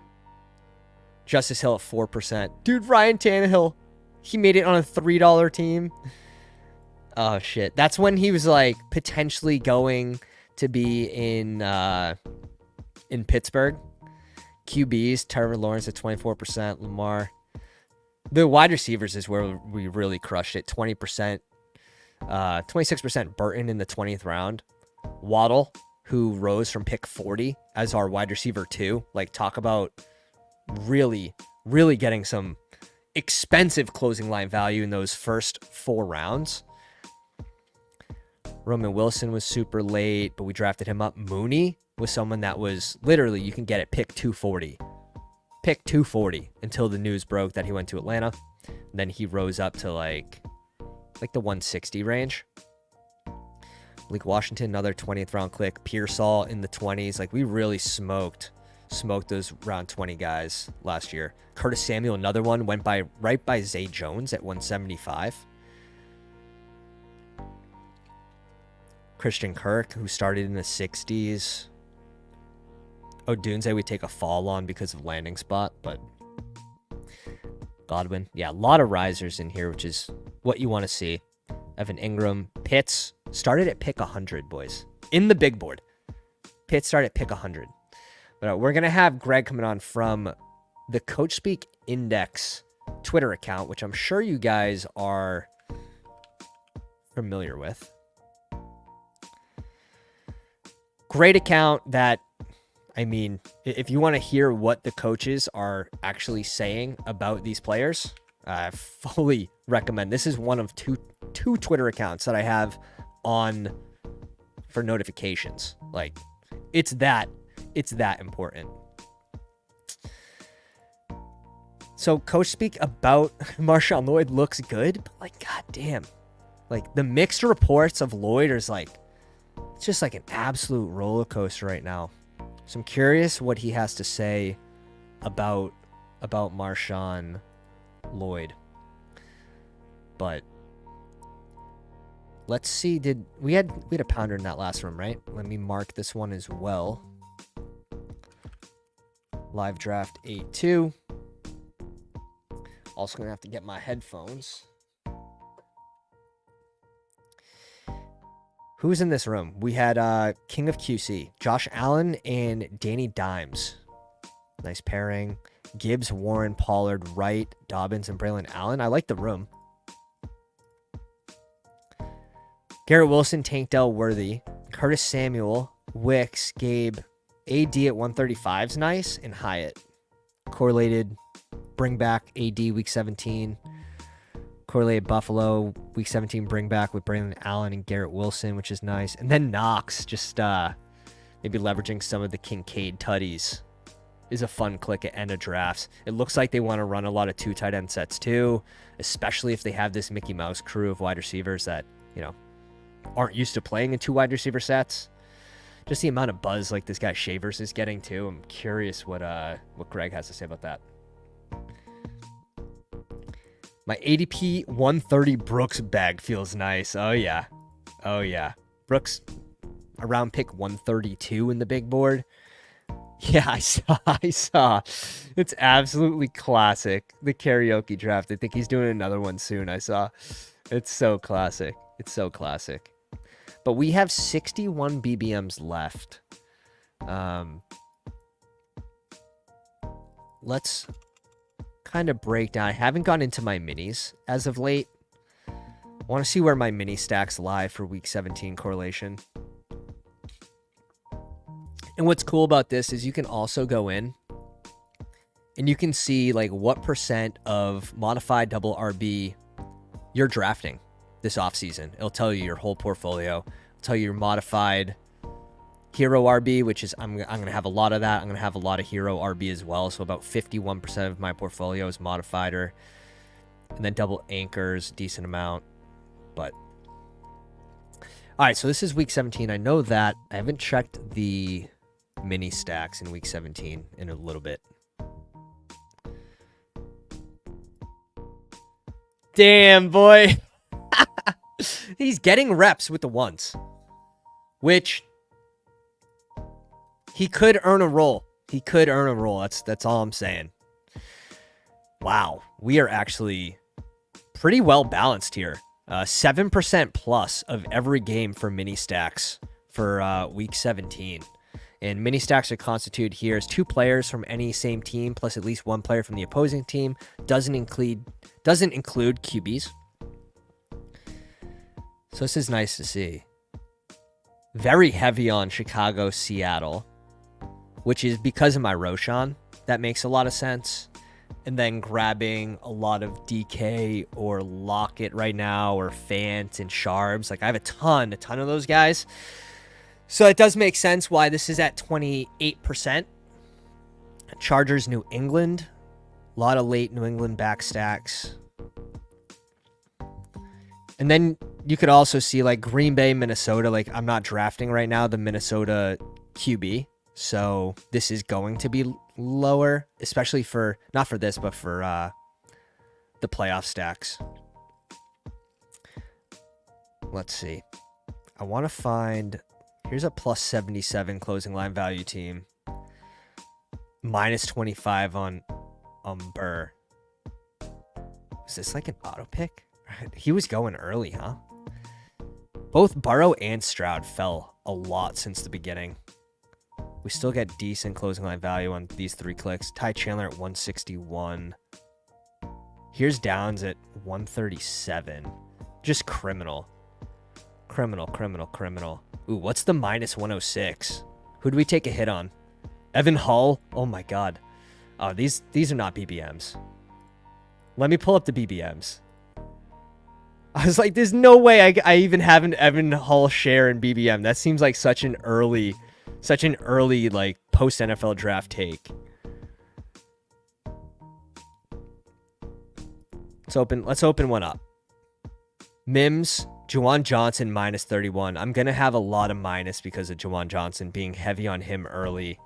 I'm also gonna be having a lot of minus CLV on Rashawn because I'm clicking him 175 on, so probably taking 25 hit on a lot of drafts, which is fine. I don't mind it. Roman Wilson's another one that's gonna hurt from bird's eye view standpoint on this. But another cool feature that Josh adds to this is only show closing line value for rounds 1 through 12 because we know those are more impactful. So another way to look at your teams is with this option on, which is really cool. But yeah, if you guys are interested in this and it comes with the overlay that you saw on stream, bestballoverlay.com. Promo code Pounders, all caps. I know all the boys that have been using it have just been like nonstop talking about this in the Discord, posting their teams, posting their highest closing line value teams. And there's been some pretty crazy ones.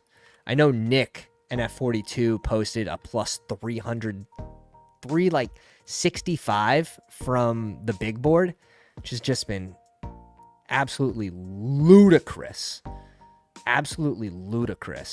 And then I posted this one yesterday. This was from the big board. It's a plus 325 with a lot of mid-round crushes, like McConkie at 144, Worthy at 145, and Polk at 168. Conklin, Dowdle at 216. Darnell Mooney is what I'm talking about, 240. He was free. Ends up being in our top 5 receivers. Yeah, so you could find some monster teams, and this is some actual Twitter clickbait. It's fun to look at, and it does kind of give you an idea of how you're doing in these rooms. Are you drafting risers over the course of the offseason? Are you not? And then what happened?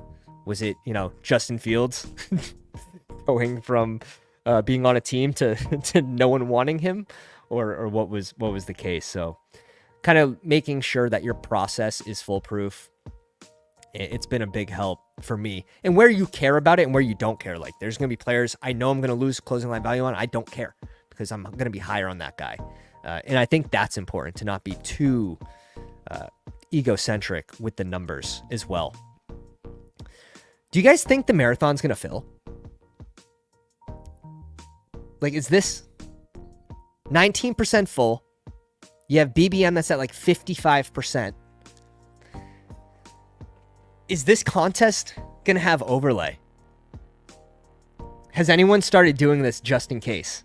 That's what I'm curious about. Can't imagine. Because at the same time, now the sprint is a much smaller contest, 22,000. It's a much smaller contest. So like this, I think fills very easily. This would probably only need a week or less to fill, in my opinion.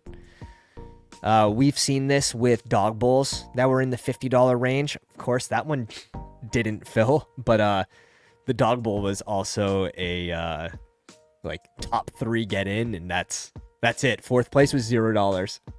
Third place was a ticket to Miami and 10K cash. So that was definitely less forgiving of a contest. This one, 2 out of 12 advanced and a 3,700 team final with accumulating points from week 15 to 17. I think this one fills pretty easily, in my opinion. There's just so many open. So 20%, right? So just under 20%. So it's that 30,000 entrants. So it's got over 120,000 left.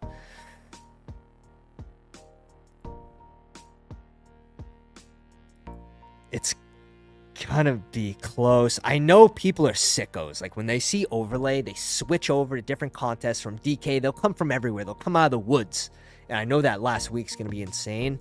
So if there is overlay, I'd say it's probably like 6%, in the 6% range. What did weekly winners give up last year? Was it 7 or 8%? Does anyone remember? Because that one overlaid, but it wasn't by a whole lot. I know the weekly winners contest overlaid, but I can't remember exactly what it was. All right. Greg in the house from the CoachSpeakIndex. What's going on, Greg? What's up, man? How you doing? But been enjoying the new YouTube channel. I've caught some of your karaoke streams. The voice is better than ever. Good thing you got the Shure mic so we could hear every note. Appreciate that. Yeah, that was a lot of fun doing another one next week. Hell yeah. I'll have to get your I'll link your account. I have your Twitter here. And yeah, so the account has been an absolute hit on the Twitter space. Basically just retweeting all the Coach Speak stuff that you found. And then what was your process basically for creating basically the scale of which coaches you can trust and which ones are on the shady side? Yeah, well, first of all, shout out to Zach Taylor for being the inciting incident for me to create the Coach Speak Index back in 2020. He kept calling Joe Mixon day to day for weeks, and I was just sick of getting constantly rug pulled by coaches, and realized or recognized that, well, hindsight's 2020. I can just go back 6 years on every head coach and look at what they've said, their actionable coach speak, log into a database and grade each piece of coach speak as either being true, false, or a gray area, and then putting, full comments so I can refer back to it, and just to build profiles of each coach. And initially I thought, oh, okay, a coach will be honest across the board, or they'll be unreliable across the board. But I found out pretty quickly that's not the case. Some, like Zach Taylor, very unreliable on injury coach speak, which he's very self-aware of.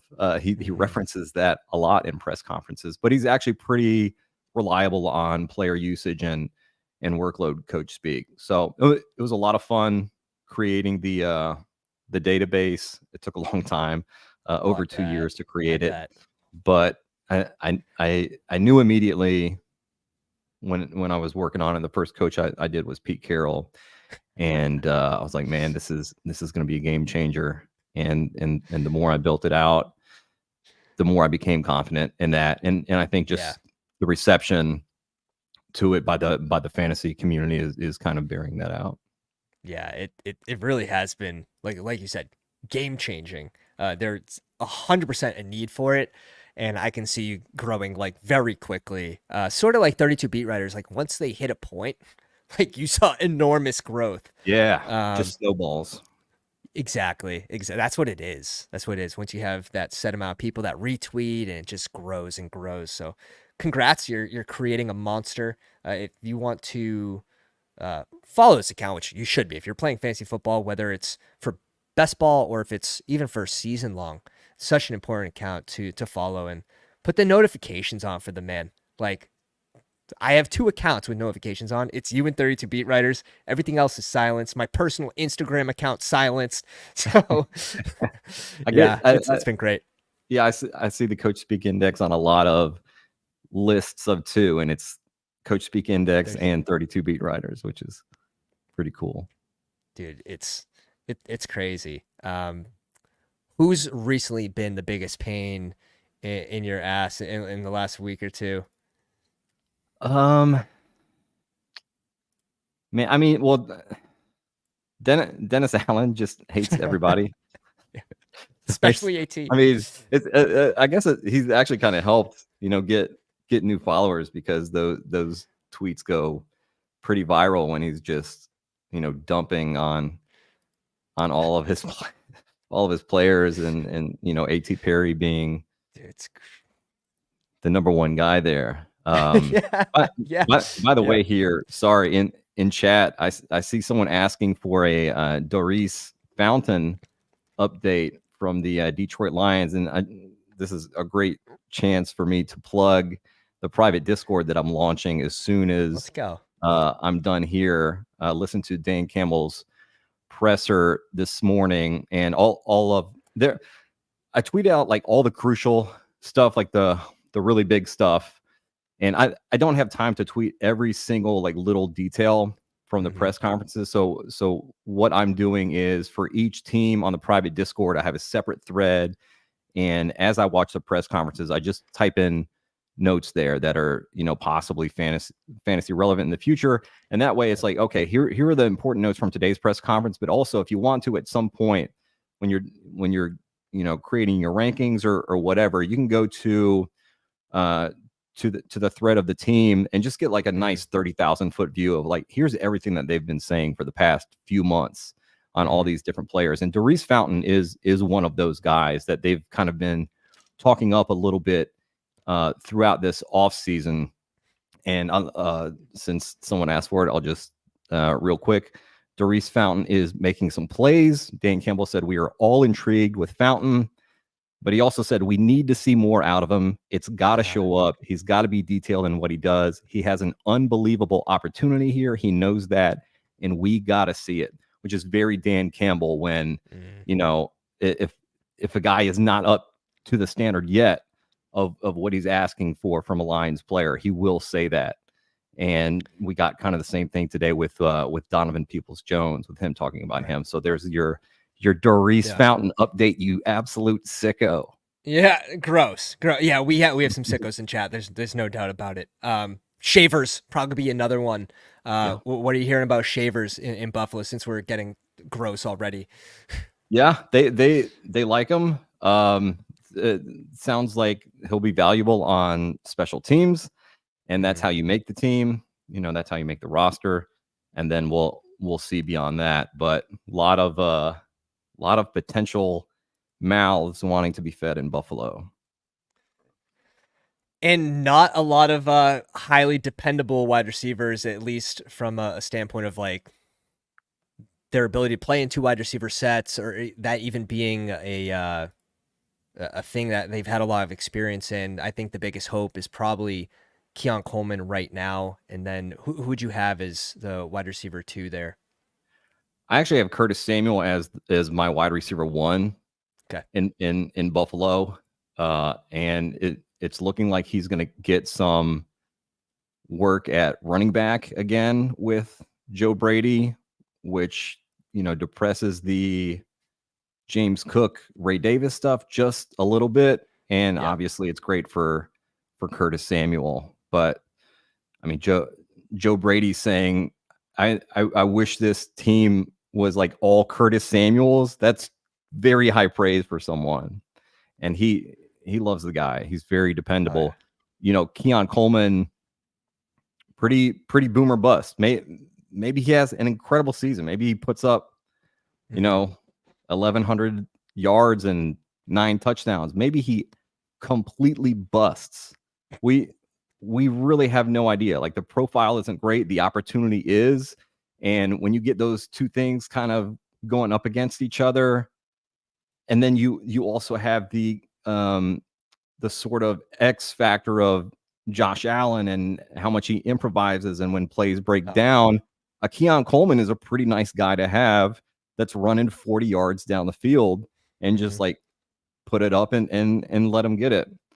So that's one where I'm not really searching him out in best ball. I don't really want to take him at ADP or before ADP. If he falls a little bit, okay, let me go ahead and get my, as the ship chasing guys say, my 4% exposure Your safety blanket, blanket. Yeah, maybe a yeah. little more than 4%, especially with some Josh Allen teams, Right. is kind of how I'm playing it there. It's so funny because even if the player hits and you have 4%, there's no guarantee he's gonna make it to your final team. Right. Yeah. Like you have like 500 teams, right? And you're like hoping for like probably like 3 to 5 finals teams, depending on which ones you're doing. Higher stakes are gonna, be a little less punishing for advance rates, but yeah, you're hoping to run hot. Mhm. It's so funny. Just how much does it really even matter to have like that 4%? Again, it's that's the whole meme is Yeah. it's the safety blanket. I feel comfy now. Yeah. But you just need one team to get into the finals and That's it. be live. That's it. So true. And a player that's not being drafted, like Yeah. a 3% could be, at field average, just based on, how little they were drafted earlier on. Back to Dennis Allen though, hates everyone, hates A.T. Perry definitely the most. And some of the other guys are getting some steam. Are you looking into any of those other wide receivers behind Shaheed for wide receiver 3 role there? Mason Tipton is somebody that Dennis Allen actually speaks well of, and beat writers and people down there have been taking notice of him. Mm-hmm. I've drafted a little bit of Bub Means, not because of any coach speak, but just because that wide receiver room beyond Shaheed and Olave pretty wide open there. Yeah. And he could be a guy, but they have a lot of guys that could be a guy for that wide receiver 3 spot. Mason Tipton and Bub Means, both guys that are very, very rarely drafted on Underdog. But that, man, I can see that offense being a real mess this year just because of that offensive line, being unable to establish a running game, especially if they want to keep running Kamara out there, who is not very good last season and is a year older this year. Yeah, I know. Yeah, and how much time is Derek Carr going to have to operate in this offense with that O-line? So for me, that's scary for like a player like Shaheed who has to get down the field. Yeah. Do you think Shaheed is a little overpriced based on where he goes on Underdog, like near Dobbs? I don't think he's overpriced yet in that range. I was taking a lot of him when he was in the 120 range. Now he's going a couple rounds earlier than that, but I think this is kind of the exact right price for Rashid Shaheed. I have him basically behind Curtis Samuel and Cortland Sutton, right in that area. Okay. Yeah, so pretty similar to where his range is. What's been your process for weighing like head coach versus what the offensive coordinator has been saying? I look for synergy between the two. Sometimes you will get opposing statements. One that I remember is when Brian Callahan was in Cincinnati and he was saying, I want Joe Mixon on the field on all 3 downs. And then Zach Taylor was saying, Joe Mixon, basically Joe Mixon will not be playing 3rd downs as much. It's going to be Samaje Perine. And Zach Taylor, head coach, also the offensive play caller at the time, even though Callahan was the OC. All those decisions were Zach Taylor.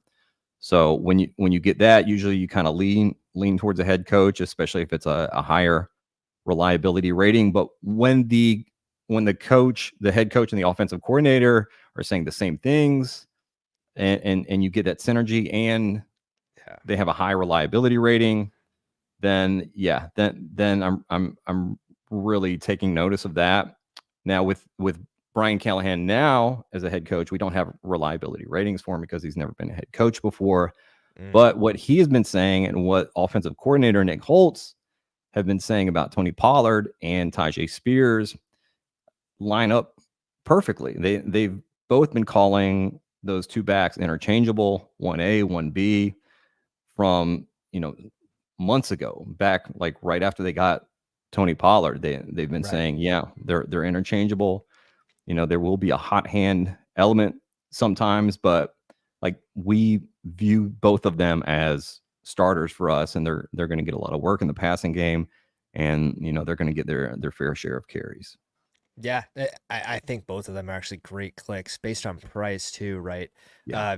Do you have a favorite there for potential red zone goal line carries between Pollard or Spears? I think it'll lean a little bit Pollard there. We saw last year some very unfortunate opportunities for Pollard. Do we chalk this up to, he was returning from injury last year? I feel like you have to either believe in the narrative that he's returning from injury and, that wasn't really Tony, it was a shadow of him, or he's bad, like not efficient. I mean, pretty serious leg injury that that he was coming off of, and did look better down the stretch. But yeah, I can't remember which game it was, but there was that one carry that he had like right around the goal line where he cut, I think, like to the left, and if you took just like a still frame of it, it's like how does a player not score here? And I believe he got like kind of sideways helicoptered. Yeah, right on the goal line. Just like so surprising to watch in real time. Is like, didn't that actually happen? Like, what? How does he not score there? Right. It's like the Amon-Ra for running backs last year. Yeah. Amon-Ra, 2 years ago, it just seemed like he was falling at the one every opportunity he got. So maybe you get some positive regression there. Another one I want to ask you about is the Tank Bigsby scenario, where it's like you're getting positive coach speak about Tank Bigsby. You're not hearing a whole lot about Dearness Johnson. We know they're both shit last year, around like 2.6 yards per carry average. With the amount of coach speak, like positive coach speak, they want him to be the guy. Yeah. Do you feel okay with clicking him in the 18th as, maybe even if he just is the handcuff for a potential ETN injury? Is that a decent click right now? I've been clicking him as part of like Tennessee bringbacks on Underdog. I'm not really going out of my way, and it also comes down to builds. I'm sometimes I'll end up with 6 running backs just depending on the build, and that's an area where I'll be taking him sometimes. They do want to make Tank Bigsby a thing, and it's not even as much about Tank Bigsby as it is just about lightening Travis Etienne's workload. Last year, I believe he had the second most touches among all running backs, just behind Christian McCaffrey, something in the like 327 touch range. And like, you just don't want that for your young running back, especially if he's somebody that you think you might end up keeping around on another contract. Yeah. It's just not good for the long term, and also for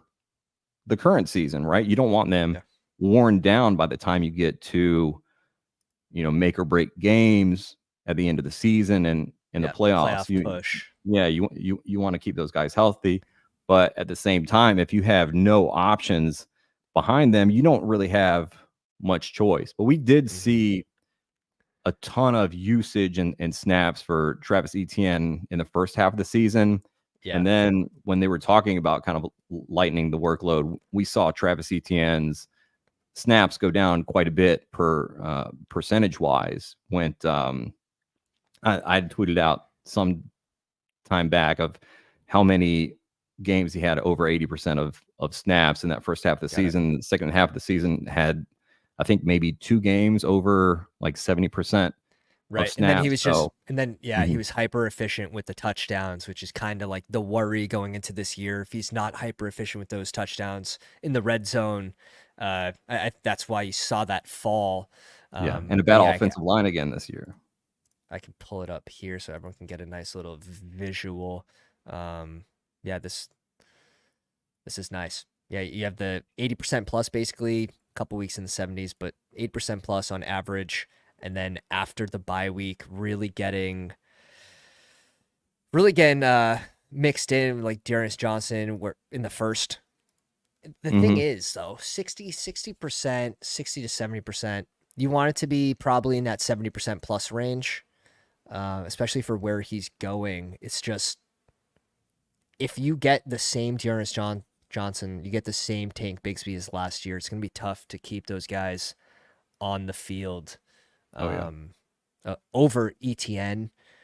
But you're getting that coach speak that they want Tank Bigsby to be a thing, whether you like it or not. Tank Bigsby looked really good in college. Like everybody was on board last year on the Tank train, and just really, really, really awful reps trying to catch the ball. And God, yeah, like. Yeah, he was catching them, but I think he had like 2 catches and one was a fumble. Maybe 2 were fumbles. I think it was tragic. He had some like very easy catches that just like bounced up in the air for interceptions, and I think like a pick 6 might have been on his first target or something. He had that like crazy fumble. Yeah, I think he got stuffed at the 1 on like one of his first touches. Like I just remember disastrous season for Tank, but I mean, again, everything that could have gone wrong for him went wrong for him, and he got punished for it. You know, they sat him for these games. But Dearness Johnson wasn't much better. Yeah, I think they will try to make Tank Bigsby a thing, but he'll be on sort of a short leash there, and if he's not working out again, then I think they'll turn to Dearness Johnson again, or maybe they'll make an acquisition somewhere, either like a waiver wire kind of thing, or a trade for a back. The next RB room I want to cover is Green Bay. Oh yeah, Marshawn Lloyd, potential red shirt season after, like, we want to use him as early as possible, as much as possible. He's got this like unknown injury. Is it the hip? It's the hip. That's bothering him.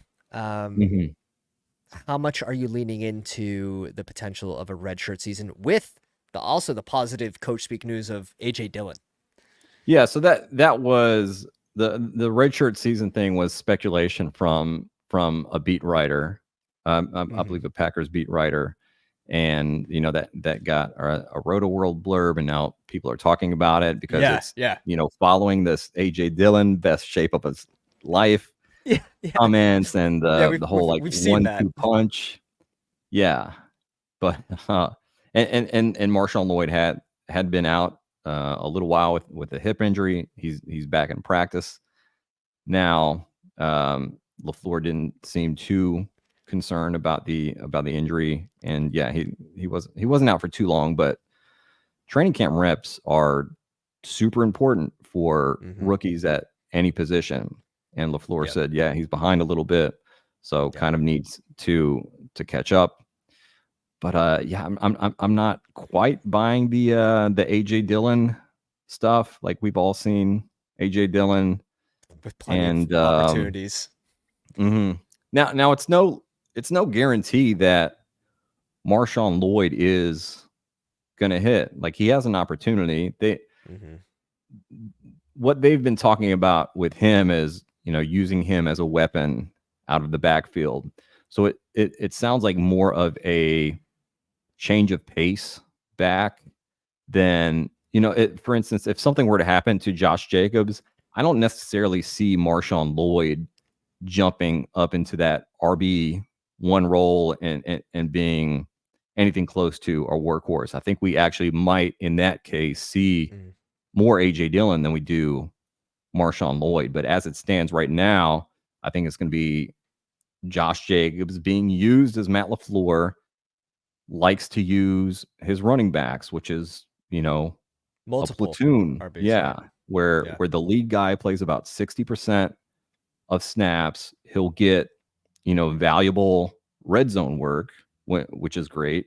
and they are going to use Josh Jacobs in the pass game as well.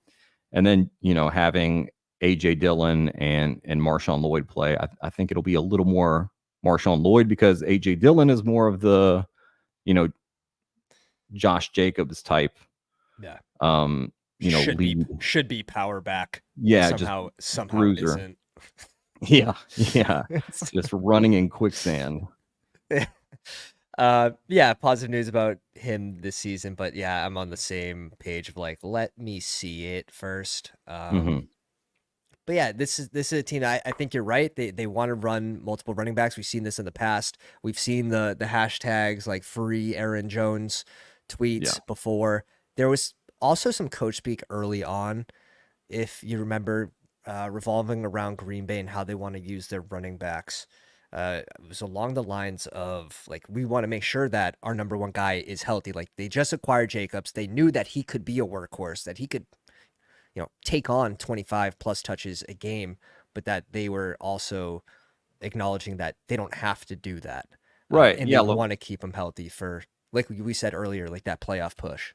Right. Yeah. LaFleur said, how we do things here philosophically, you like to have multiple guys. Now, what we do see with LaFleur is, that RB1 will play around 60-ish% of snaps or whatever. But when it gets down to the end of the season and they're playing must-win games in week, 16 and 17, that RB1 does get a lot more work. It's more up into the 70 and 80% range that we see those guys play.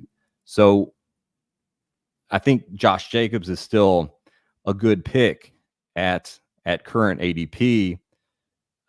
Maybe he doesn't quite hit the value, but if you're able to advance a Josh Jacobs team into the playoffs, you're looking pretty good there. So maybe even a good click in the sprint too, that, is a week 15, 16, 17 cumulative points. That's interesting. I like that. Yeah, and that's a tough division too. So they're probably not running away with it, having a spot locked up to where they don't have to play their RB1 that much. Should be tight. I like that. Good intel. Good intel. Riley with the question, how do we feel about the Bucks backfield? And a lot of the sickos, everyone in chat is going to be like Underdog focused with like mentality on like ADPs. Are you okay with like, I want to say White's at like 63, 64 range? Yeah, I like him a lot. And I mean, everything that the Bucks have been saying, everything that the Bucks are about signal that it's going to be another heavy workload for Rachaad White. If you look at, first of all, Todd Bowles saying that down the stretch last season, how much he thought Rachaad White was getting better and became this great all-around player. And he said that there aren't too many running backs in the league like that. That's a pretty strong signal. And then him recently talking about how important pass blocking is for his running backs. Todd Bowles, like such a hard-ass old school coach, you have to be able to pass block. He said you got to run, you got to catch, you got to block. And he said you got to block like 3 times to the running backs in that Bucks team meeting. Bucky Irving graded in the 11th percentile of running backs in this draft class in pass blocking. Smaller guy, 185, 190 pounds. And I mean, it's one thing to be like a willing pass blocker, but like his technique is just awful. If you look at his tape in college of him trying to block guys, just like whiffs and getting steamrolled and all that stuff. And that's not going to fly with Todd Bowles, and that's not going to fly with our offensive coordinator Liam Cohen, who comes from the Sean McVay tree, where like you just have to be a really good all around back, and you have to pass block.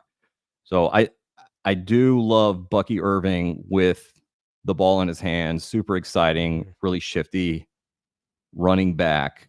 But it's a tell when you have those guys in the backfield, and you just can't play them that much. You can play them and get them their touches, kind of like what the Broncos did with Jaleel McLaughlin last season.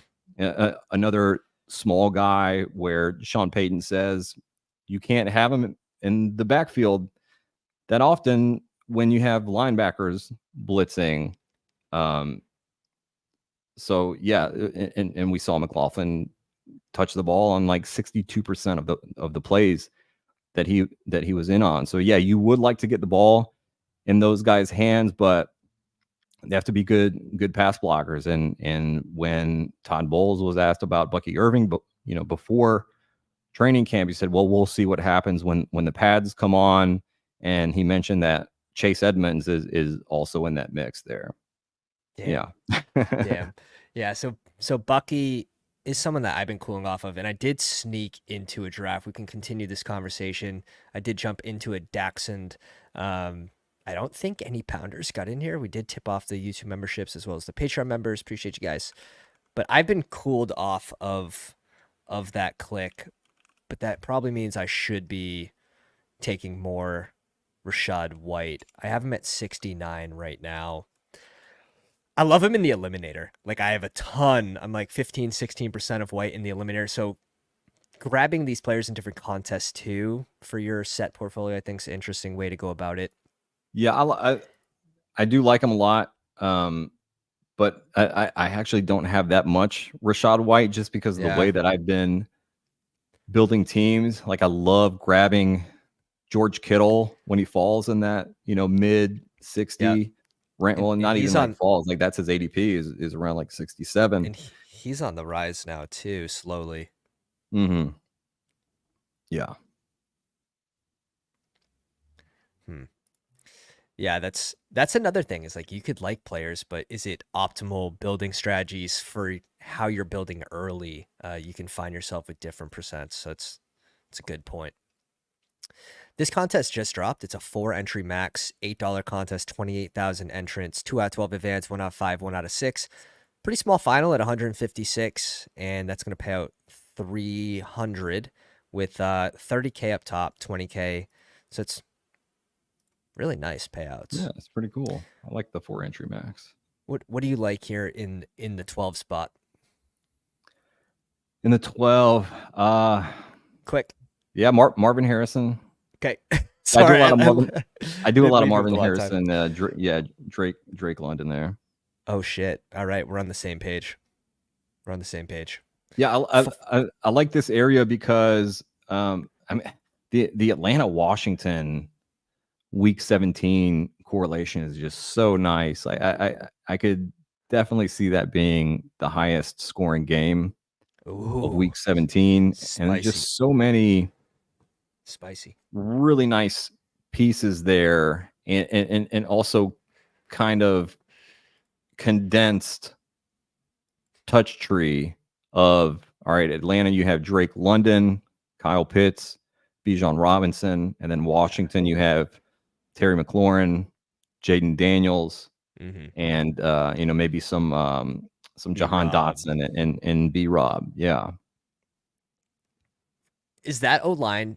That's the only thing that's scaring me about Washington. I'm heavy on B-Rob too, and I want to be heavy on the rest of the team, especially Daniels, Terry. Is the O-line going to be trouble this season for them? I think it's a little bit overblown of people saying like this is going to be the worst offensive line in the league. Like I don't see that. I think I really believe it could be like close to an average offensive line. I'm much more scared of like the Seahawks offensive line, or maybe like the Jags offensive line this year than I am Washington. Well, it's less forgiving, right? When you don't have a mobile quarterback, it's really telling. It's more punishing when you have that immobile QB like a Geno or like a T-Law. T-Law can scoot a little bit, but still, that O-line was bad last year. Legs. Anything crazy going on here? A little Gibbs Brees. I think that's going to be rather I love unique. Brees this year. Hell yeah. That O-line is going to be stellar. Yeah, Do you have a the defense will be good, and we know that they love giving him touches. I mean, they gave him 30, what was it, like 32, 37 touches, 36 touches dude, they did not give in a the final fuck. game last Yeah. season when like they have no shot at getting into the playoffs. Super Like weird. that's just bad coaching. That's got to Yeah, be it's just bad coaching. irresponsible, honestly. But yeah, and Rogers plays slow too. But some of the stuff around Brees. Do you have a strong take between Brees or Bijan when you're on the clock at 7? Yeah, I'm taking Brees like a pretty large majority of the time there. I do have one concern with each of them when it comes to goal line area. And for Brees Hall, it's that Aaron Rodgers offenses, Rodgers and Hackett have traditionally thrown the ball quite a bit when they're at the goal line and even like right up on it, right? We saw Rodgers and Devontae Adams just be unstoppable when they're at the goal line. Mm-hmm. And I think we'll see that same thing with Aaron Rodgers and Garrett Wilson. So that scares me a little bit. And then Dude, with Bijan, it's Tyler Algier, who's like a really great hammer back. mm-hmm. And if you're on the 1 or 2 yard line, you hand the ball off to Algier and you're probably going to score. Yeah, good change of pace guy too to take 25% on the regular. Yeah, no, we've seen Rodgers get pretty greedy in the red zone too. Mm-hmm. A lot of fade routes to the corner. He loves to pass from the 3. Mm-hmm. And he's basically the OC. So whatever Aaron wants to do, it's so Aaron true. does. All right, we started double receiver. I'll show you the Underdog ADPs. Who do you like here? We got 3 seconds. Kind of like Tank Dell. Yes, sir. We're lockstep right now. Man. Who are the running backs here? ETN Jacobs at 52 would be a 15 I feel like pick reach. Gotta take Pittman at 37 and just go. Okay. I like it. Go buck wild with these receivers. You're getting me different. Do we get A-Rich to come back to us a 60? No, probably not. 3 picks after. The potential's there. I really lean on, like, if I'm getting Pittman, like, I better be getting A-Rich, because how does Pittman outpay this ADP without A-Rich being like a top 3 QB? I really want those two to be correlated, but they don't always lockstep. Like, you can't always guarantee that stack. I love the Colts offense this year. Recency bias is just such a killer for in fantasy football. We're always playing it like 2024. We're playing it off of what we saw in 2023. Mm-hmm. And in 2023, we saw Anthony Richardson and Jonathan Taylor play 1/3 of a game together. And that was it. If Anthony Richardson and the key offensive pieces here stay healthy this season, we know Shane Steichen likes to run, a faster tempo offense. We know they have a really good offensive line. That run game with Jonathan Taylor and Anthony Richardson is going to be absolutely killer. We're just going to open things up for the passing game. They're a really big team. I think they're going to play bully ball with Anthony Richardson and Taylor, Michael Pittman.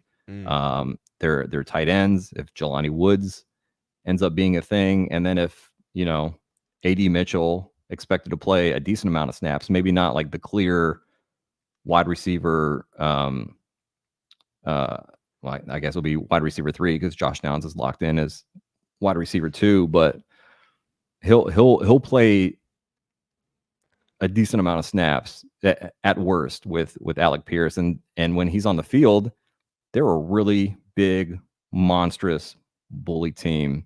Mm-hmm. And Shane Steichen is a guy that's going to take advantage of that. So I like that offense a lot this year. I think they're going to score a lot of points. And, obviously that's just better for all the Colts players. Who do you see scoring the most touchdowns, receiving touchdowns this year for the Colts? It's probably it's probably Michael Pittman. Like Josh Downs scored what two touchdowns last year. Mm-hmm.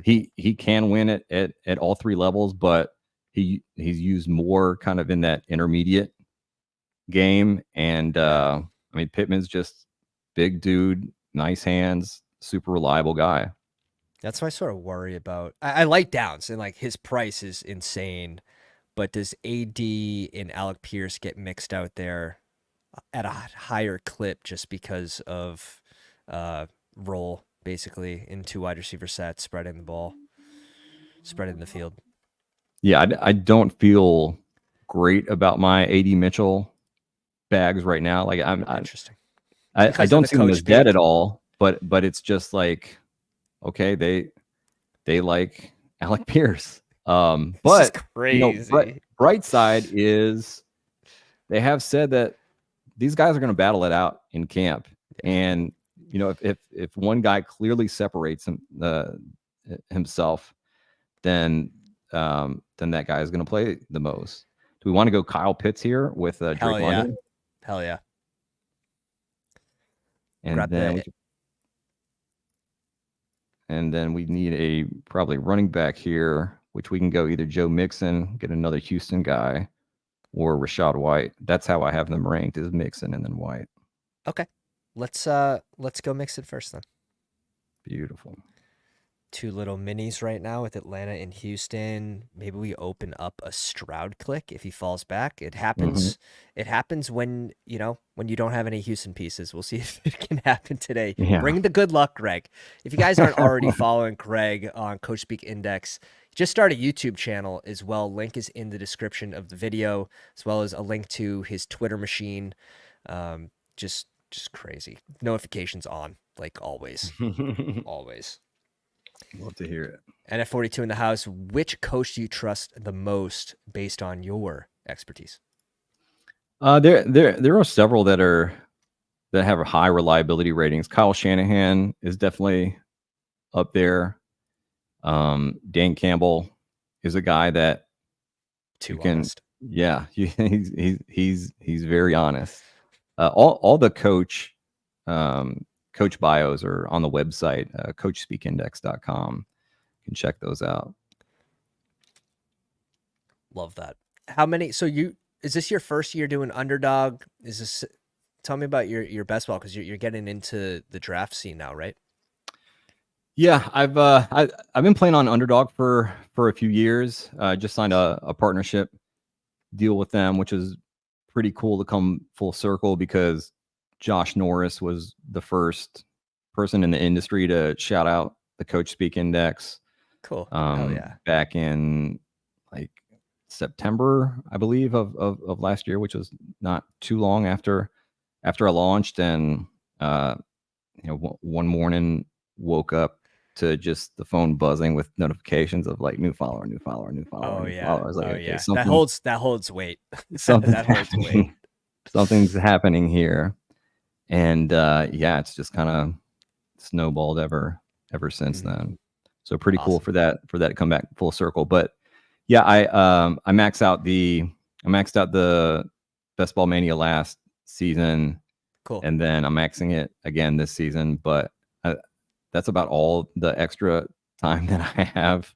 I'm just trying to find ways to free up some time for myself, and not even for just like personal stuff, but like, okay, have some more time to work on more Coach Speak stuff. So what I can imagine kind of you're what I've always been on doing. the phone, like notifications. I have to check this. I have to see what's said so I can get it out, and that pressure. Yeah. So and I came to LA for a month just to knock out drafts, because I'm living in France at the moment, and can't draft there. But so what I'm doing is I'll watch press conferences, and then I'll do a draft at the same time to kind of knock all that stuff out.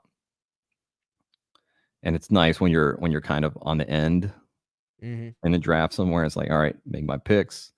and have several minutes and stuff in the middle. It's like, oh my God, I'm always 12 picks away.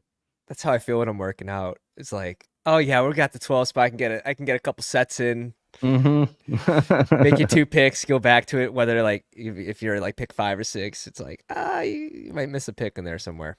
Yeah, But that's awesome. When is the next karaoke stream set for?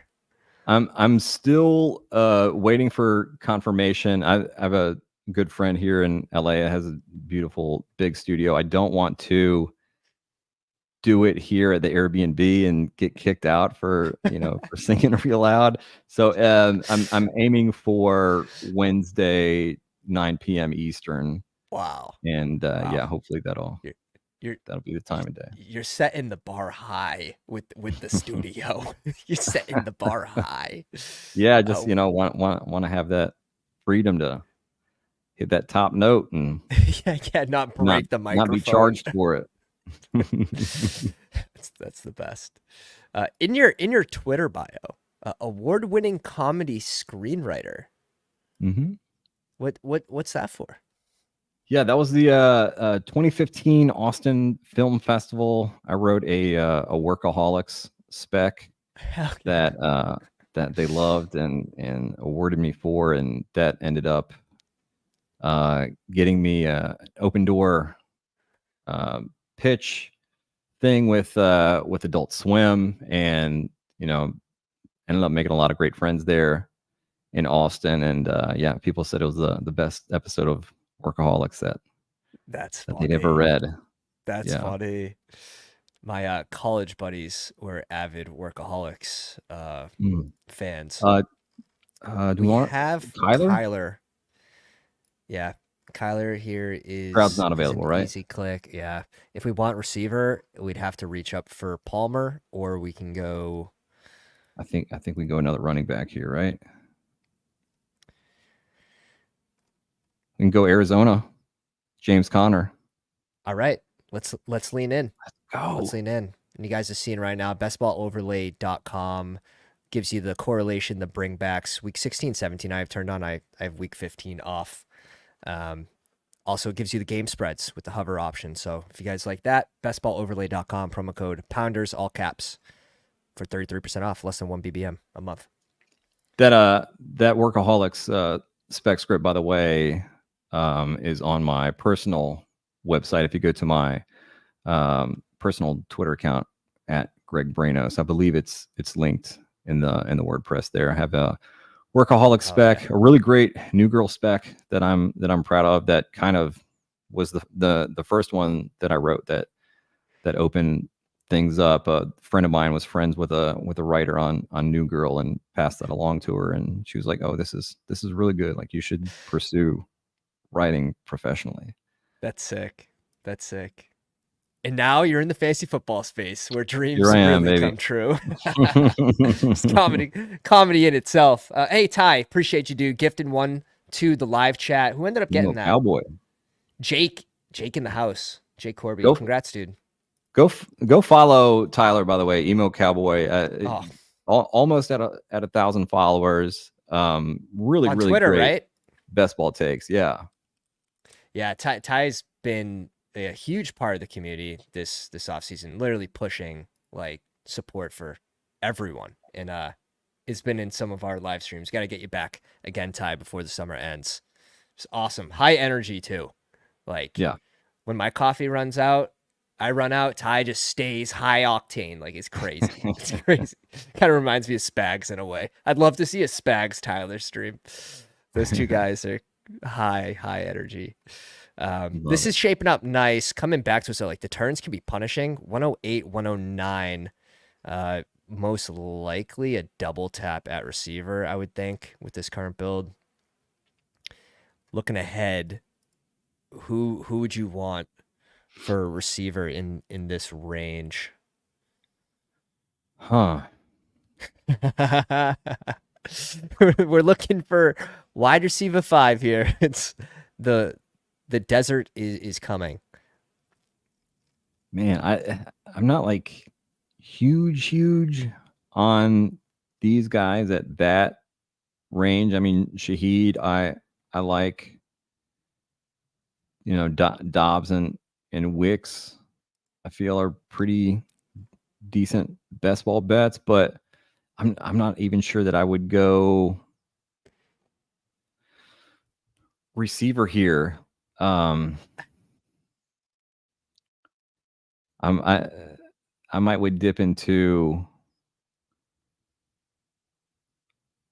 Maybe if what if running like backs what if like and just what if end Chase up with Brown comes back?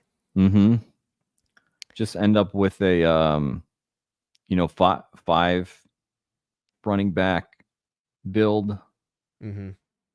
and then maybe two quarterback, two tight end, and there's a lot of really, really good later values on wide receiver guys that I think are going to go up a lot more later this season.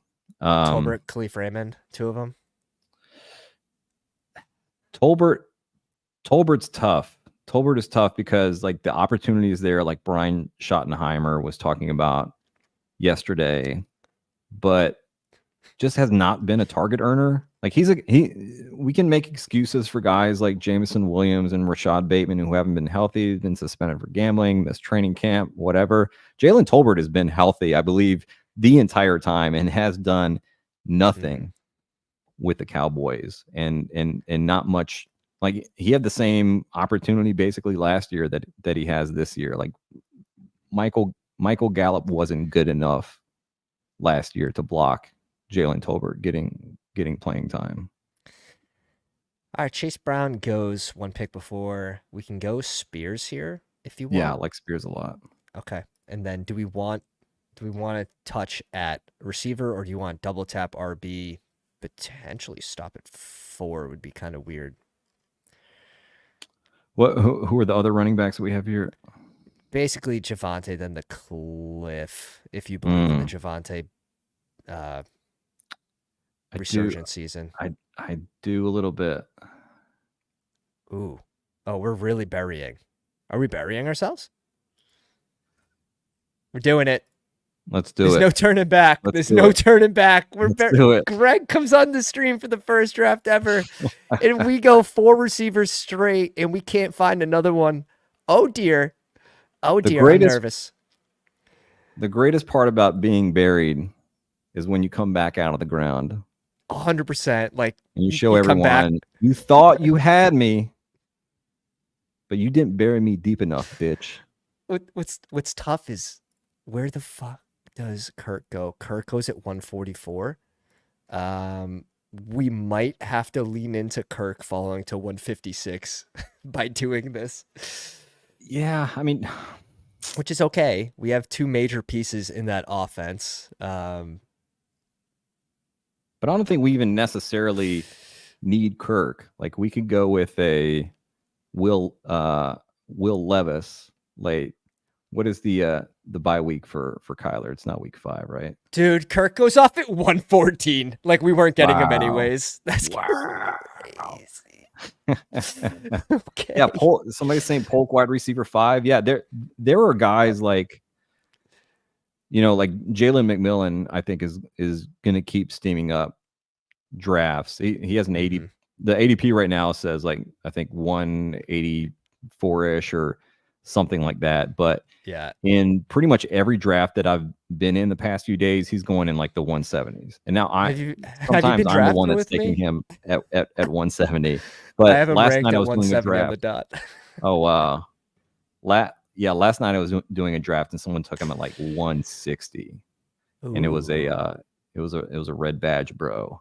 Ooh. That did that. Yeah. So did it make you check your own ranks? Like, oh shit, do I need to No, I mean I have and I'm releasing my ranks today on the private Discord, and nice. I have him ranked pretty highly, well ahead of ADP. But I think he's a guy that he's being drafted as a wide receiver 7, but I can see him putting out wide receiver 5 this year. Right. And then geez, man, if something happens to Godwin or Evans, good Lord. Yeah, that's where the real upside lies. Sort of the same thing with Pearsall. If someone goes down that offense, that's like where you unlock the skeleton key of Yeah. upside with those plays. It's funny that you say 170 because we have him ranked 170 on the dot and also one of our highest clicks in the range. Yeah, At 23%. he's my highest drafted wide receiver. Let me pull up my exposure here. McMillions, baby. McMillions. McMillions, yes, sir. Polk goes off. Polk would have I'm been a at dream. 33% Jalen McMillan, 28% Michael Wilson, 27% Dontavian Wicks. Yeah. Yeah. I was getting a lot of Dontavian Wicks at 140. The last time I was That, in the US. in my opinion, he should be going closer to Mooney just because of the usage, not because of the player profile or just the usage. Like I did like him in that 140 range. Oh my God, 140 like, range was an incredible opportunity. He's at like 114 now. It's like I'm clicking a lot of RBs there. RBs, QB even. Mm-hmm. Is Downs. Damn, took Polk. Yeah, at like 126, and he goes Downs right before us. Jahan Dotson. Okay. Atlanta, week 17. Dotson on the board. Mm-hmm. Who do we like as the second savior play? I mean, I'm very intrigued by Xavier Leggett. Mm-hmm. We probably don't need him until late anyways with these late bye weeks. Yeah. But Gabe Davis does bring us the bring back on Spears. We got Spears, right? Yeah. Leggett it was. It was the first thing that caught your eye. Mm-hmm. Yeah. He has a really interesting profile. A very, very weird journey that he's taken to get to this point. He was in high school. They made him play quarterback, and then ended up converting back to wide receiver. Then he gets to I think one of his parents died in his, I believe, senior year of high school, and then the other one died, I think, in when he was in college. He had a motorcycle accident. He had like a gray shirt year at South Carolina, and then just absolutely blows up. Oh, and also like COVID year hitting, and then just blows up in last year at South Carolina. A lot to like about, like a big, strong, fast dude, and then in a receiver room in Carolina that beyond Deontay Johnson, and like if you want to include Adam Thielen, fine. I won't, but I'm not going to throw rocks at you if you do. I think there's a lot of opportunity there. I don't think Jonathan Mingo is it. Mm-hmm. And I can see Leggett hitting and maybe in a way where we saw Dave Canales use Rashad White as an extension of like in the passing game, as an extension of the running game last season. I could see like a big, strong, fast dude like Leggett being used kind of like that, maybe a little bit in the backfield, but also on screens, and he's a big dude who can also go down and grab it. Mingo ate your baby, Riley says. Definitely interesting player profile, just the whole up and down roller coaster, and then trying to basically equate it to like how he's going to be in the NFL with first round draft capital. First round draft capital receiver who's going in at 140. It's tough 1 year. I will say it's tough 1 year after Mingo. Just almost took off my tongue with my teeth.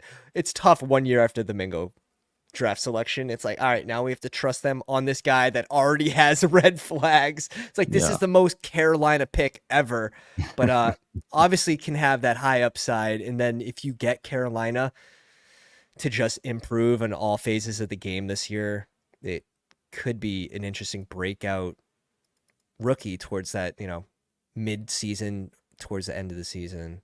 So I like mixing them in. I think on this team it makes a lot of sense. We'll lean into some uncertainty here. Yeah. What are we looking at in terms of the quarterbacks and tight ends that are left? QBs, still quite a bit on the board for correlation. We're looking at basically just Bryce Young right now, unless we want to backstack some like Hunter Henry, Pop Douglas with the Drake May. Mm-hmm. Is always an option. I do like having a Levis Boyd. the like elite quarterback with a later bye week, and then having Drake May as your QB2 and just kind of living a little bit dangerously there. Yeah. Of okay, we're gonna need Kyler to really carry us, but I do see him being on that kind of elite fringe tier. Probably rather have Levis, but not a huge deal. Mm-hmm. What are the picks on the next turn? What numbers? We're looking at 180, 181. Okay, man, probably not. So we can get the double tap in New England here. The thing is, all right, by week 14, we're going to have 4. We'll have Leggett, London, and Harrison, which shouldn't be the biggest problem. What are the receivers here?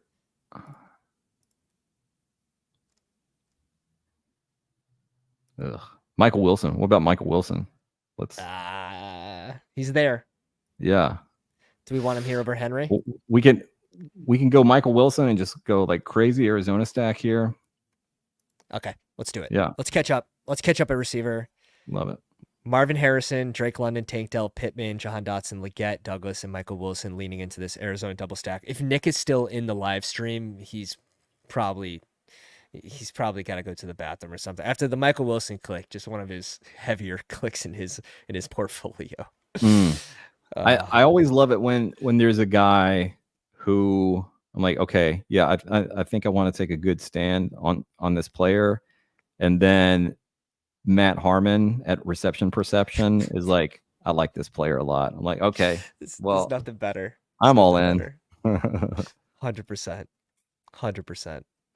We all felt good about Dotson last year for that same reason. His reception perception is good, and even early on he was winning routes and just it wasn't clicking.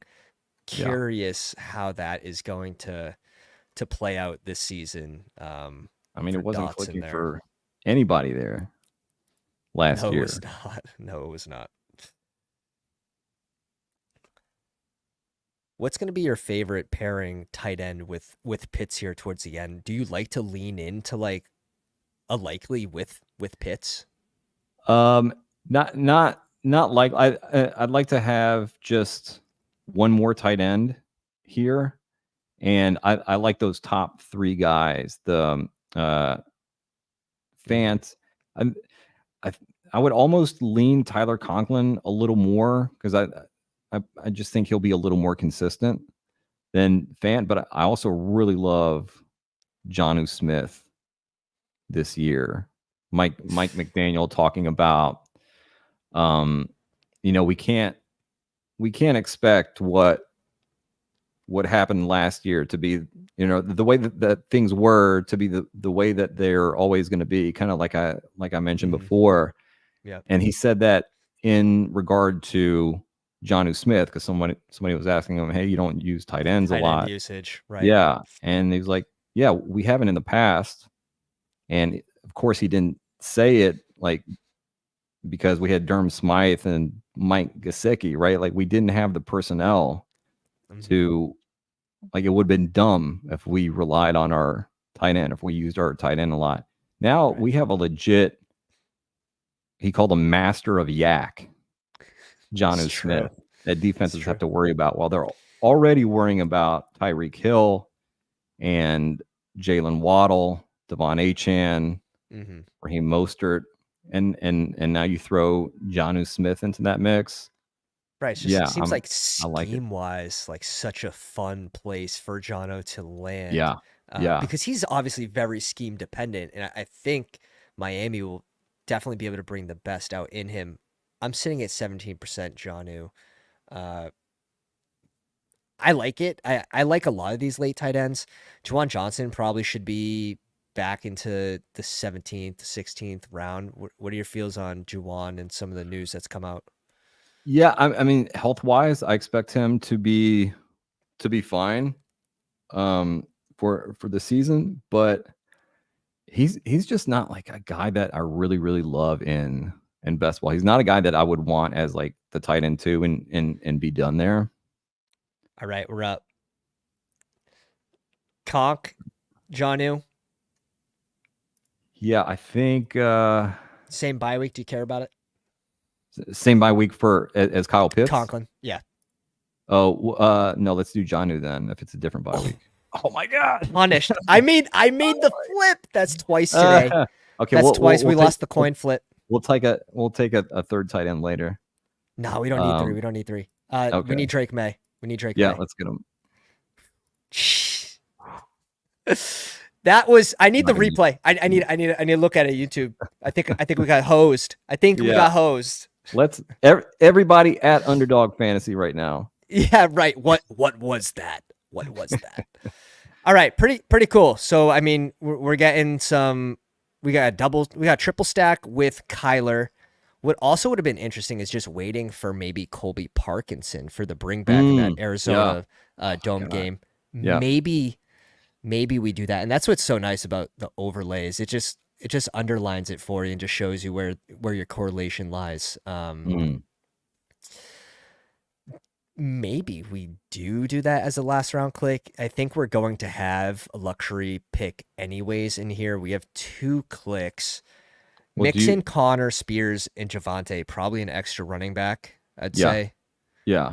But we'll be good just after that 5th running back there.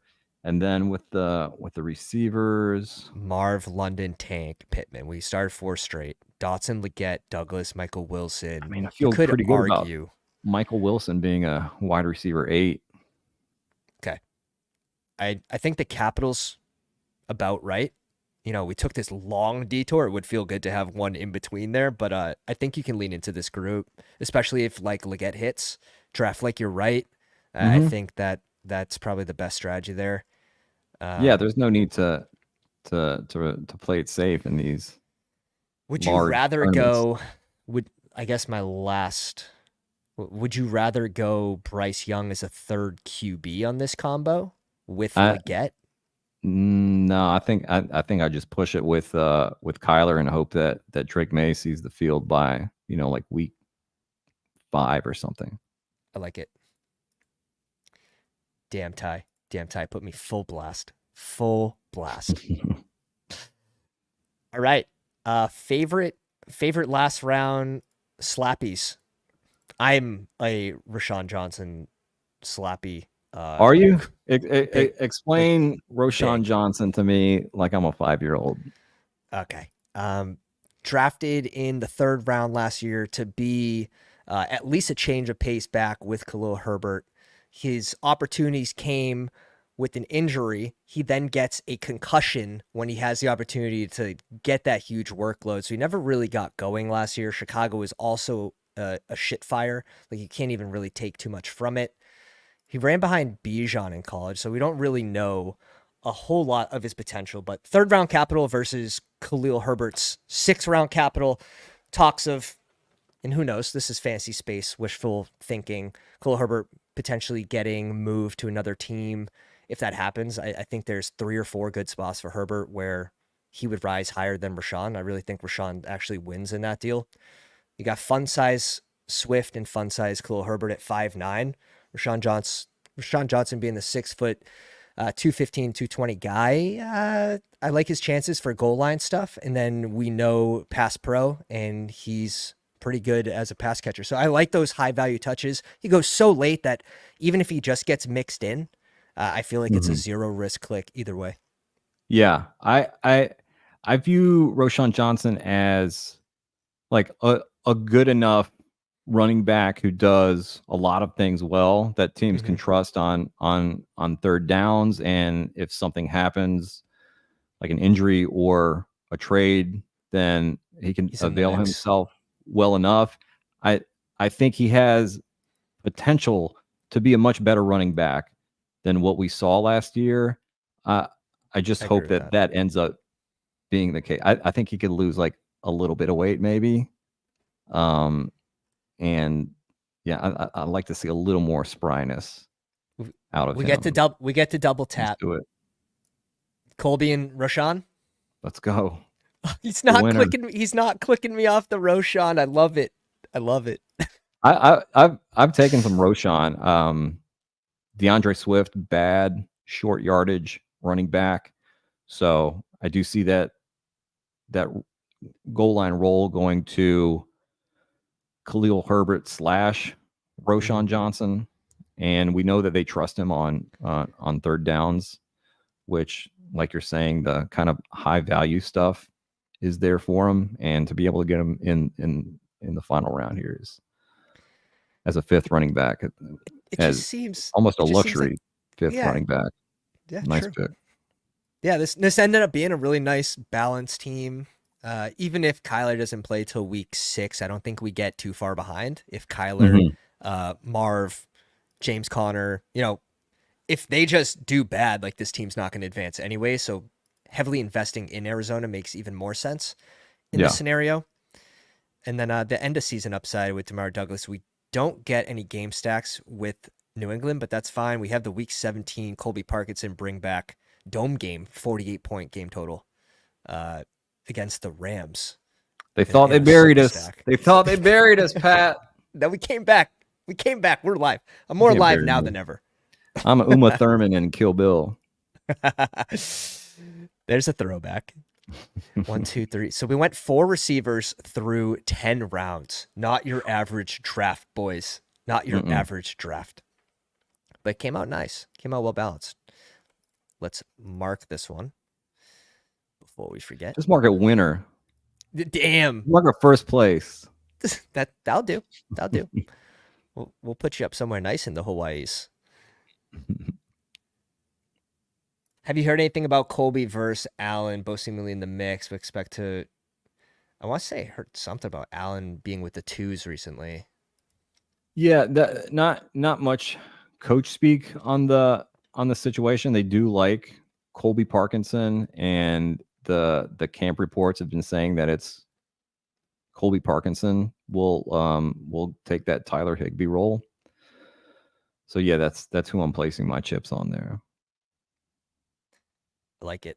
If you guys haven't already, go down, drop a like on the live stream. We're doing a 24-hour live stream at 2K subs.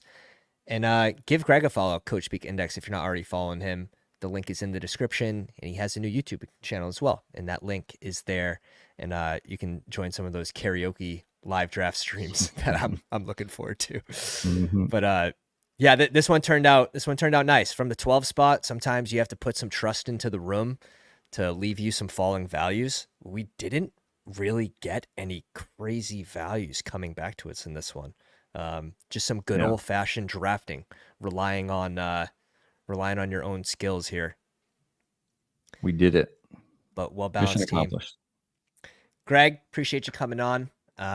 Look forward to what you're gonna retweet after we get off.